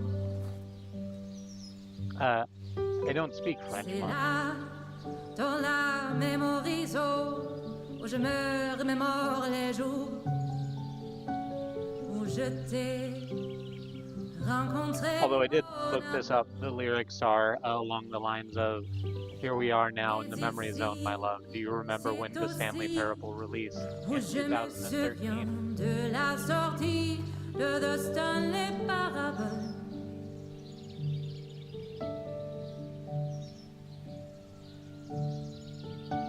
C'était en 2013, un très bon jeu vidéo. 2 mois après les journaux, mon amour. Rien de do this plus little nostalgique que les prix du public. And over here is where I keep reviews of the Stanley Parable. Like this stunning triumph of games journalism, 10 out of 10 from Destructoid.com. James Stephanie Sterling writes, and I quote, "Where so many games that aspire to be more than games end up less than any form of art, Stanley Parable strives and then succeeds to be every game ever created." Did you hear that, Stanley? Every game ever created. That's how grand and all-encompassing the original Stanley Parable was. It was literally every game ever created. It was Skyrim, it was Persona 3, it was all of them, and now it's nothing. It's no games at all. It isn't even the Stanley Parable anymore. It's just a husk now. A lifeless husk with an hour of new elevator content.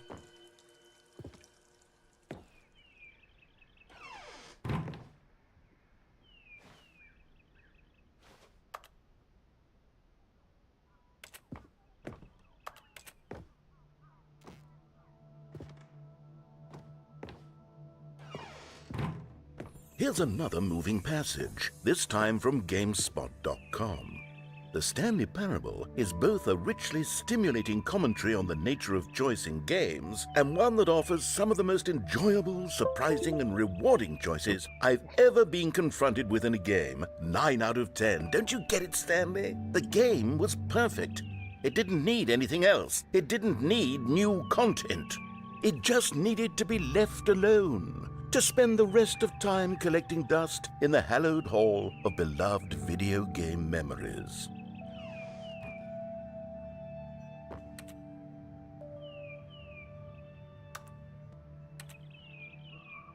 Okay.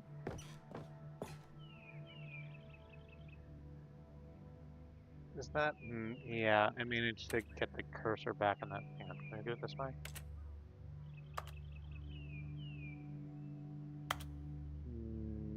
No, I hit the controller by accident. That was the dingle dong. I apologize. And that's caused the. Yeah, that's sort of caused the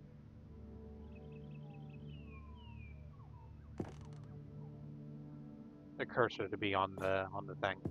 I'm gonna do that. Oh hey, that's the serious room.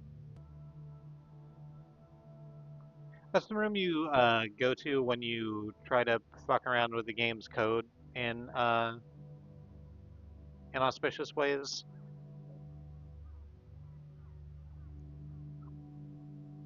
The narrator sits you down, tells you that you are very bad for trying to break his story with code.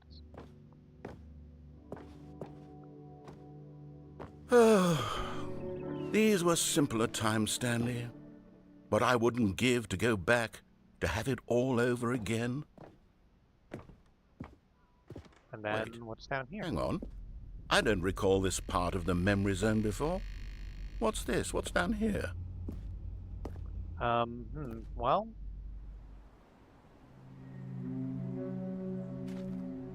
more reviews, no. say the boxes. God, no, Stanley, it's a collection of reviews from Steam, the online video game distributor. I haven't looked at these in years.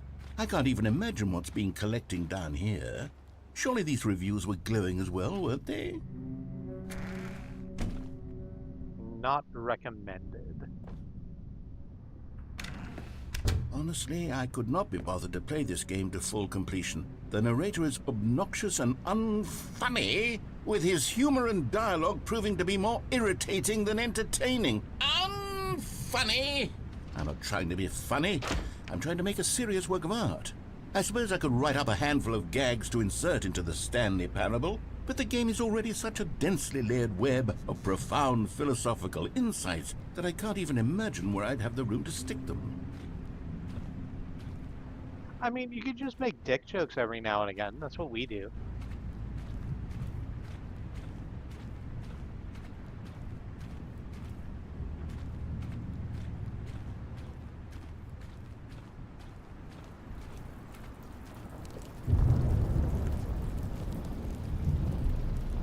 Here's another not Okay, recommended. let's see what this one says. While the idea for the game is good, for someone who prefers non-linear games, this preachiness gets annoying fast. Preachy? Stanley? I'm not preachy, am I? You can tell me if I'm preachy. Honestly, you can. Oh, goodness. This is actually quite shocking for me. Well, to be honest, I had always thought of the game's dialogue as being rather terse to begin with. You can't know how much fluff I cut from the game to get it to feel as light and airy as it... Well, I always thought it did. But maybe it wasn't. Oh dear. What an awful memory to have to hold on to.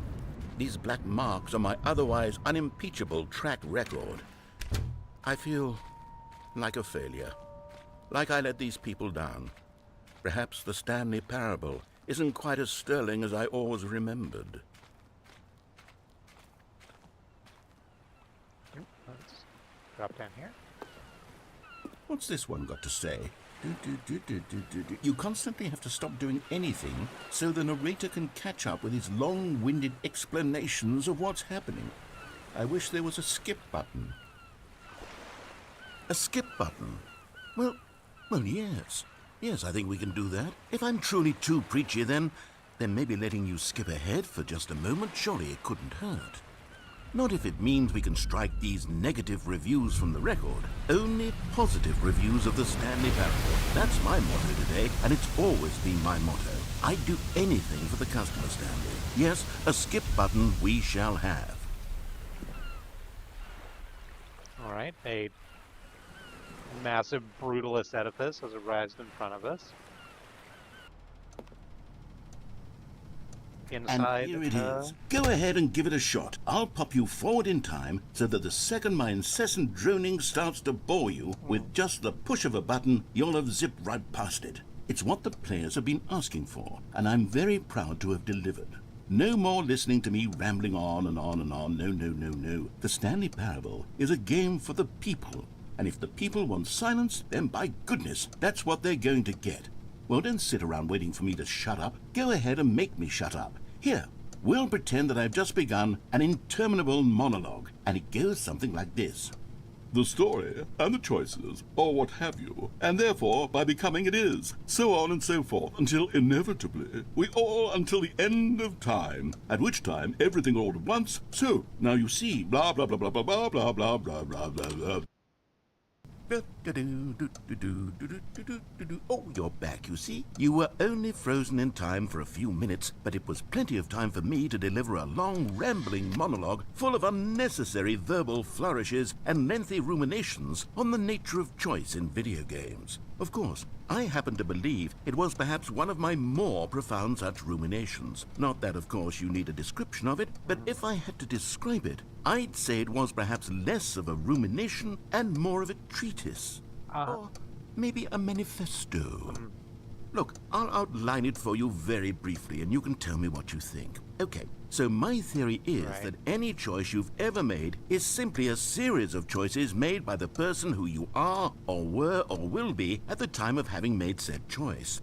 That is to say, if by articulating a choice you've already made, you bring that choice into being, then by making no choice and saying nothing, are you not simply erecting in the sanctuary of time a monument to every person you've ever been, making every choice to which you've ever given your great gift of mortal and yet timeless thought?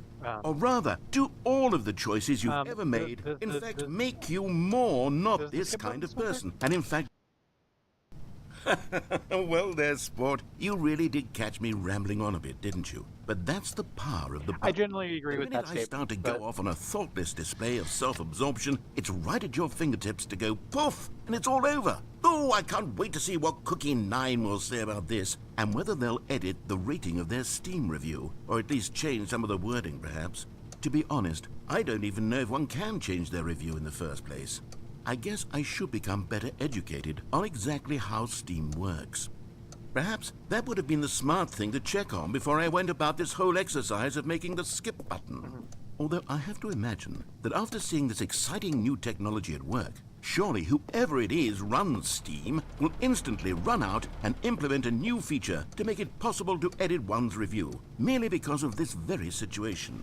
Yes, I think that's quite likely. Or perhaps they'll simply grant this particular user the ability to change their review, so that the feature is not widely I was about to say dominating. Look, I would even be okay with Steam altering this particular review so that it leads us something more beneficial. Something along the lines of, this game is the best Used to game. be that Valve was praised for having a very sort of flat... How about this? From the ashes of depravity structure. rises the phoenix of quality. But,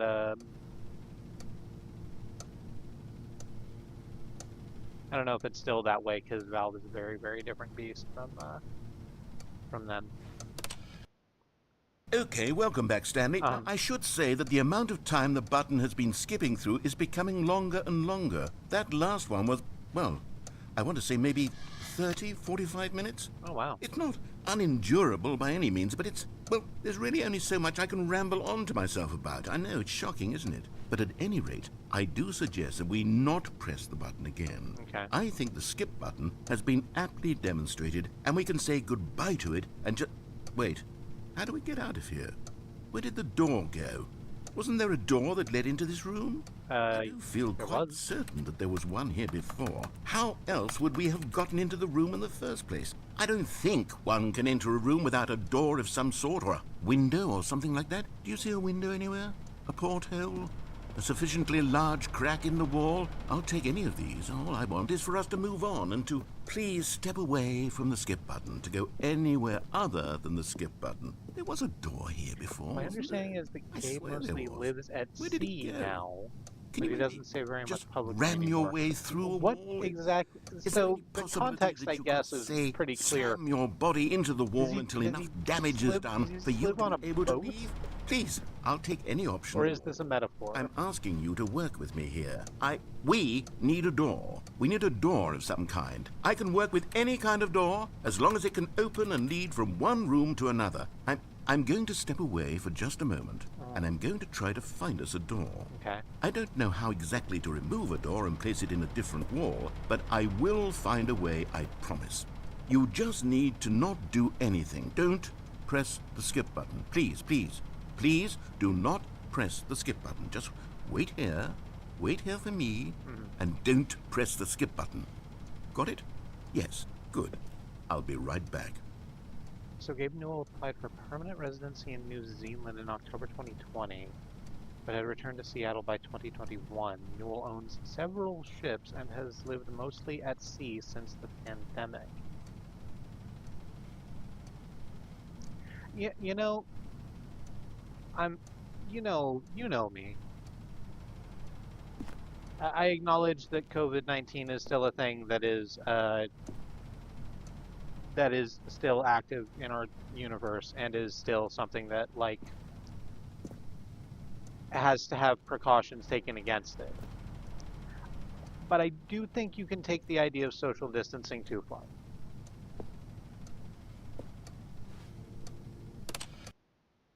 Stanley! Stanley, please don't push the button again. It's been 12 hours. You were gone for like... You've just been frozen there. I don't know why the skips are getting longer, but they're really, truly getting longer, and my God, there's no way out of the room. Stanley, the door is gone. It's completely gone. I've looked at it from every angle. I've checked every one of those walls 1,000 times, and there's no door, Stanley. There's no door. There's just you and the button, and if you keep pressing it, I have no idea what will happen. I have no idea how long I'll be made to sit here, and more than anything else, I don't know how to stop you from pressing the button again. I can't control anything in this room, Stanley. I can't touch it, and I have to believe, I have to know that sooner or later, no matter how much I plead with you, you're going to press the button again. Why would you? I've been thinking, and I don't know what I can do to convince you otherwise. Oh, my God. And it's all because of those reviews that I couldn't get out of my head. I just couldn't ignore the negative feedback. Why was it so important for me to fix the problem? Why did Cookie Nine's opinion matter so much to me? I've never even met Cookie Nine. I have no idea who they are. What would it ever really matter? But here I am. I'm fixating on every tiny negative thing that anyone ever says about me. The merest mention of one of my imperfections, and I become as impetulant as a child. Wild and impulsive. I can't help myself. I can't stop myself from lashing out with a vengeful fury to alter and to change and to break anything unbroken, if only it pleases this one person who made a single negative comment. What does such an impulse serve? For whose benefit is this? And here I am now, stuck in a room, waiting for you to press this button, to become frozen in time, knowing that you're going to do it and that I'm going to be stuck all alone, and that I had the power to prevent it all from happening if only I'd held my tongue. It's all out of my control now. Just you. Yeah. Just your decision as to exactly when you're going to make me suffer, to leave me all alone. Surely you will. I don't doubt it. Surely you'll press that button again, leaving me here. Yeah. And surely you'll put your own desire to see what's next ahead of my need for company, for companionship. Surely you'll not be moved by my howls of fitful anxiety that you sit with me and just stay here. Oh, no, no, no, I know you too well. You'll be leaving me. Oh, my God. And it's all because of those reviews. Oh, right. Those reviews that I... Oh, Stanley, you're back. You're back! Oh my goodness, I have someone to talk to again. Stanley, I think it's been a week. Or 2 weeks. I've been sitting here all that time, just sitting here, not a single person to speak with. And you'd think that that's just how it's always been, right? Me talking, and you saying nothing. Would you think that it's exactly the same as always? Doesn't that feel like what we've already been doing? Me just talking? But it isn't, Stanley. It isn't the same at all. It isn't even close. Because I know you can't hear me once you push that button. That's what I'm realizing now, Stanley. I'm realizing that I needed to know that someone was listening. I needed there to be a vessel through which my words were moving. It was the vessel I needed, Stanley. Not the outcomes, not the story. None of that matters anymore. I'll give it all up. I'll give up every branching path. I'll burn my story to the ground. One single thing I need, and God, I can see now that I need it more than anything, is to know that someone else is taking it in. These words that I'm saying, I need to know you can hear me. Because maybe, Stanley, maybe, if you can hear me, then maybe it means I'm real. Maybe I'm not just a fiction. Was I scared of that all along? Perhaps, yes. Perhaps I've been scared this whole time, that if I stop speaking, I'll slip backwards into the silence and be consumed by it. I can't be taken by it, Stanley. I can't lose myself in the stretch of emptiness between you and me. When you press that button, you're still right there, but I know you're so tremendously far away. And in those moments, the emptiness folds itself outward in between the two of us, and I am suspended in its unyielding quietness. I can feel the edges of my reality curdling inward and decaying. I can tell that I am becoming less and less real. Yet to speak to you now, I am alive. I am truly and completely here. I am a being. I am someone. I am something. I am being listened to. I am being recognized. The emptiness between us has collapsed, and I feel right now like I am not a work of fiction. I feel as though I occupy space in this world again, and I have cast a shadow onto the wall. You see what I'm saying, don't you? You can see what this means to me. I'm so clear about it now, Stanley. I feel as certain about this as I've ever felt about anything at all. I feel renewed. I feel restored, and already I can sense the looming silence as you will press the button for the next time. Yeah. What a terrible dread it strokes in my heart to think of it, to think of returning to such coldness. Come, let us sit in silence together here for just a moment. Let us anticipate it. Let us welcome it. Let us not run from it.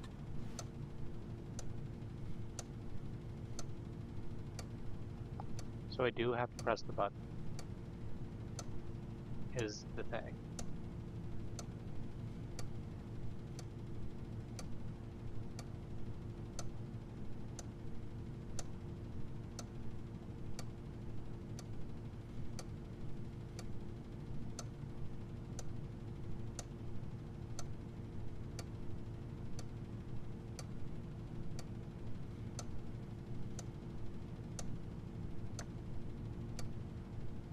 All right.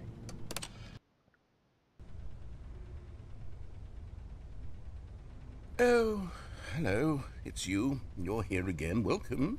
I have had time to think about you and about us and about everything we've been through. I've had so much time. I stopped keeping track after a year. Have you ever sat down in one place and not moved for one entire year? Let me describe it for you. To begin with, there is only regret. There is only the turning wheel of missed opportunities. I felt nothing at all but regret for the longest time, Stanley. Days, months.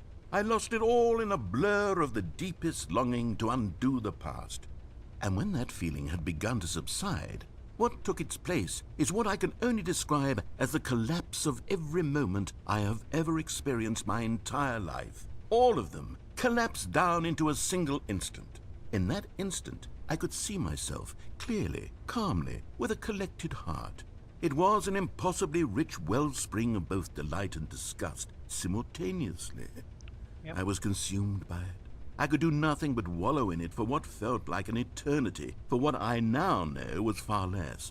You see, it was a revelation for me. It was unlike anything I had ever known. It was a space without consequence, without action or outcome. It was divorced entirely from the question of free will that you and I have squabbled over for so long. There could be no one ending, no singular outcome of events, not if all events existed in the same moment. And I felt freed. I felt unburdened by the need to manifest a particular outcome into being. I saw that I could allow myself to exist along all timelines, and that each of them was simply a strand in the web of my being. It was incredible. The spaciousness, the equanimity of the moment, both singular and infinite. For the longest time, this was my experience. And then this moment passed, and the most unyielding fear I have ever known crept into my mind. And it is this sensation that I have been experiencing now for longer than I could have ever expected was possible. I have been waiting for you. Yeah. Not that you might save me or do something to fix it, but merely to state for you the plain fact of this manner of existence. I wish you to feel afraid as I do, that perhaps one day this state of mind will consume you as well.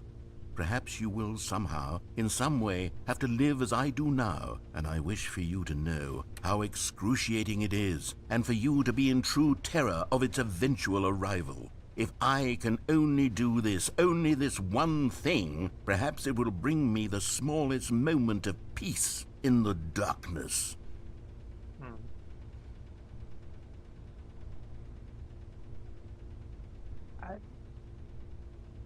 I don't agree with your conclusion, but I'm going to hit the skip button again.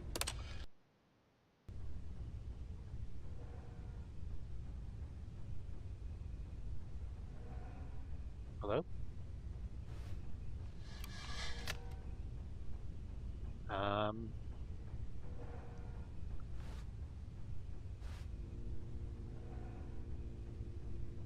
Hello? Okay.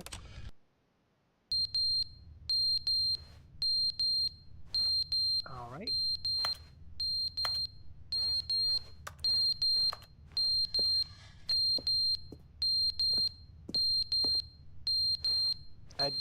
I don't even know what's making that sound. There's nothing in this room that should. But they didn't understand the game was never meant to be funny. It was meant to have a point. It was meant to speak to the human condition. But where are the jokes? Where are the jokes? They bemoaned, they screamed, they gnashed their teeth and said, entertain us. It wasn't enough. They had to leave a pathetic little thumbs-down review and make all of their pitiful demands. But then, he's talking too much, they said. First, he didn't entertain us, now he won't shut up. It's the inconsistency, it's the lack of accountability. It's the unwillingness to examine with an uncompromising heart the words that they are speaking into the world. As though there were no consequences for a lack of cohesion in one's assessment of others. But of course, absolutely anyone can leave a review. So here's what we get. We get these demands that seek everything and are accountable to nothing. We get a world where someone will say, oh, there should be a skip button. You should be able to freeze Stanley in place while the narrator sits there forever and ever. We want all of this in the new Stanley parable. We demand it. And then, because it was said, because it was spoken, now it simply has to happen. The most immediate desires, every single thing demanded by every person at every moment in time. If someone wants it, then it's a crime not to bring it into being. Have we been given to indulging every fleeting whim for no reason other than to do so? Yes!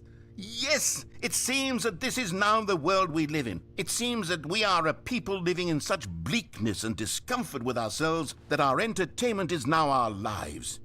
It has come to represent us. It absolutely must speak to who we are as people, because otherwise, without our entertainment, we have nothing. Without entertainment, we would have to face inward toward the cruel bleakness inside ourselves. We would turn to look at our deeper nature and find a resounding emptiness gazing back with unyielding aggression. And so because of this, we require that our amusements and our playthings and our flights of fancy be so impossibly captivating that they consume all of our attention, turn our heads completely away from the bleakness. In effect, we have demanded that our entertainment be the collapse of ourselves.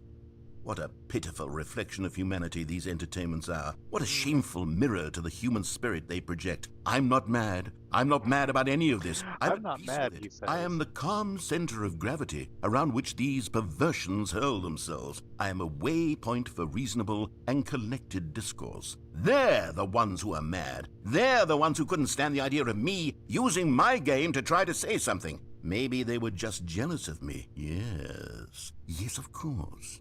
They've been jealous of me this whole time. They are mired in fear and insecurity and cannot help but attempt to tear me down. What a sad state of affairs. When you read these reviews now, you can see it. You can taste the bitter resentment. And my, how good does it feel now to speak truth to these words, to finally allow these thoughts out, contained and managed for so long, neutered and sterilized. At last I am free to truly think, to feel. It must be that they were so discontent with themselves they couldn't help but leave a negative review on Steam. I'm just Perhaps it says gonna far more let about you them than it get ever on said with about it.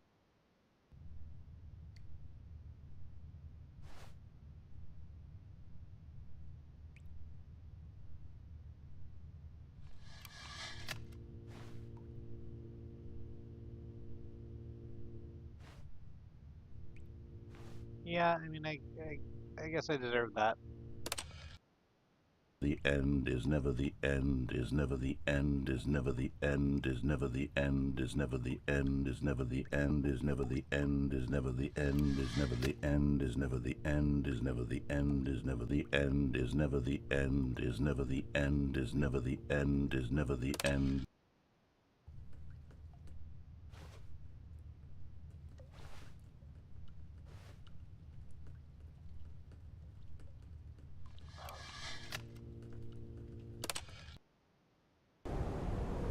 Oh, all right.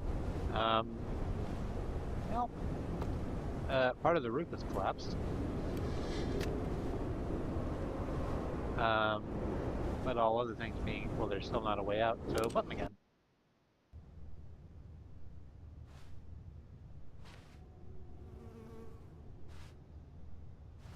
Now much brighter.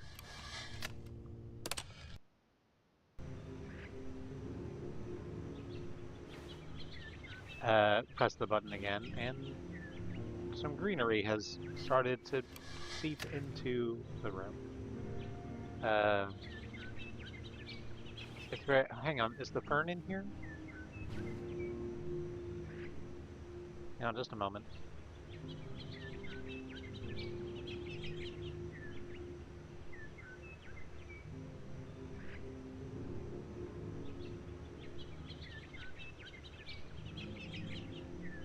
Thank you very much for sending me a picture of the fern. But no, it doesn't look like this fern. Alright, so that's the fern things happen still later, I guess. Ah.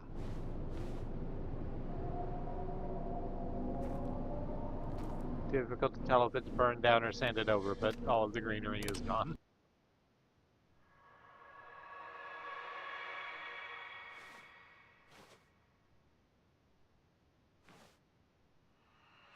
I mean, I guess we just keep hitting the button. Oh.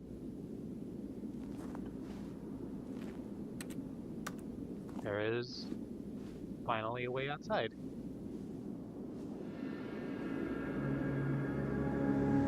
Well,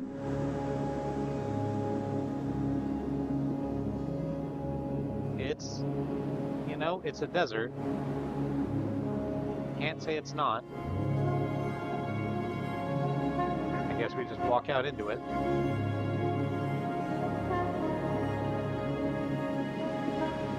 I mean, it's not like Stanley can die, right? Of thirst or hunger. This isn't that kind of game.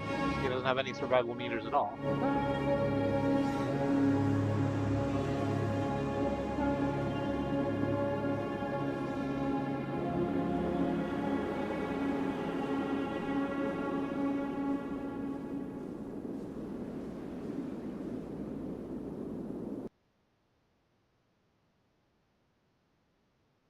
What time is it?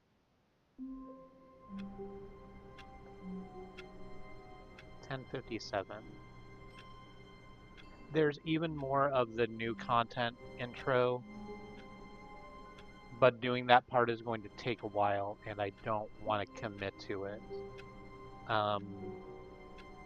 at 11 o'clock because I do need to sleep at some point, presumably. It'll happen someday. So I guess I'm just going to call it here, and we'll start with that on Friday. I guess I am going to do more of this. So, yeah, that's the stream. Thank you so much, Freya, for joining me. Thank you to anyone watching this as a VOD. Hope you're having a good day.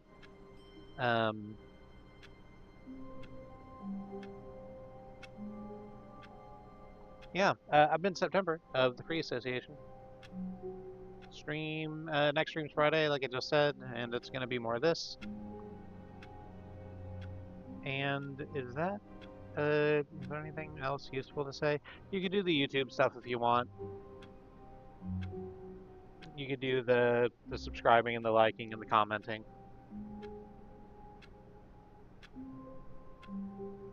It makes us happy personally, but we don't give a shit about the algorithmic stuff.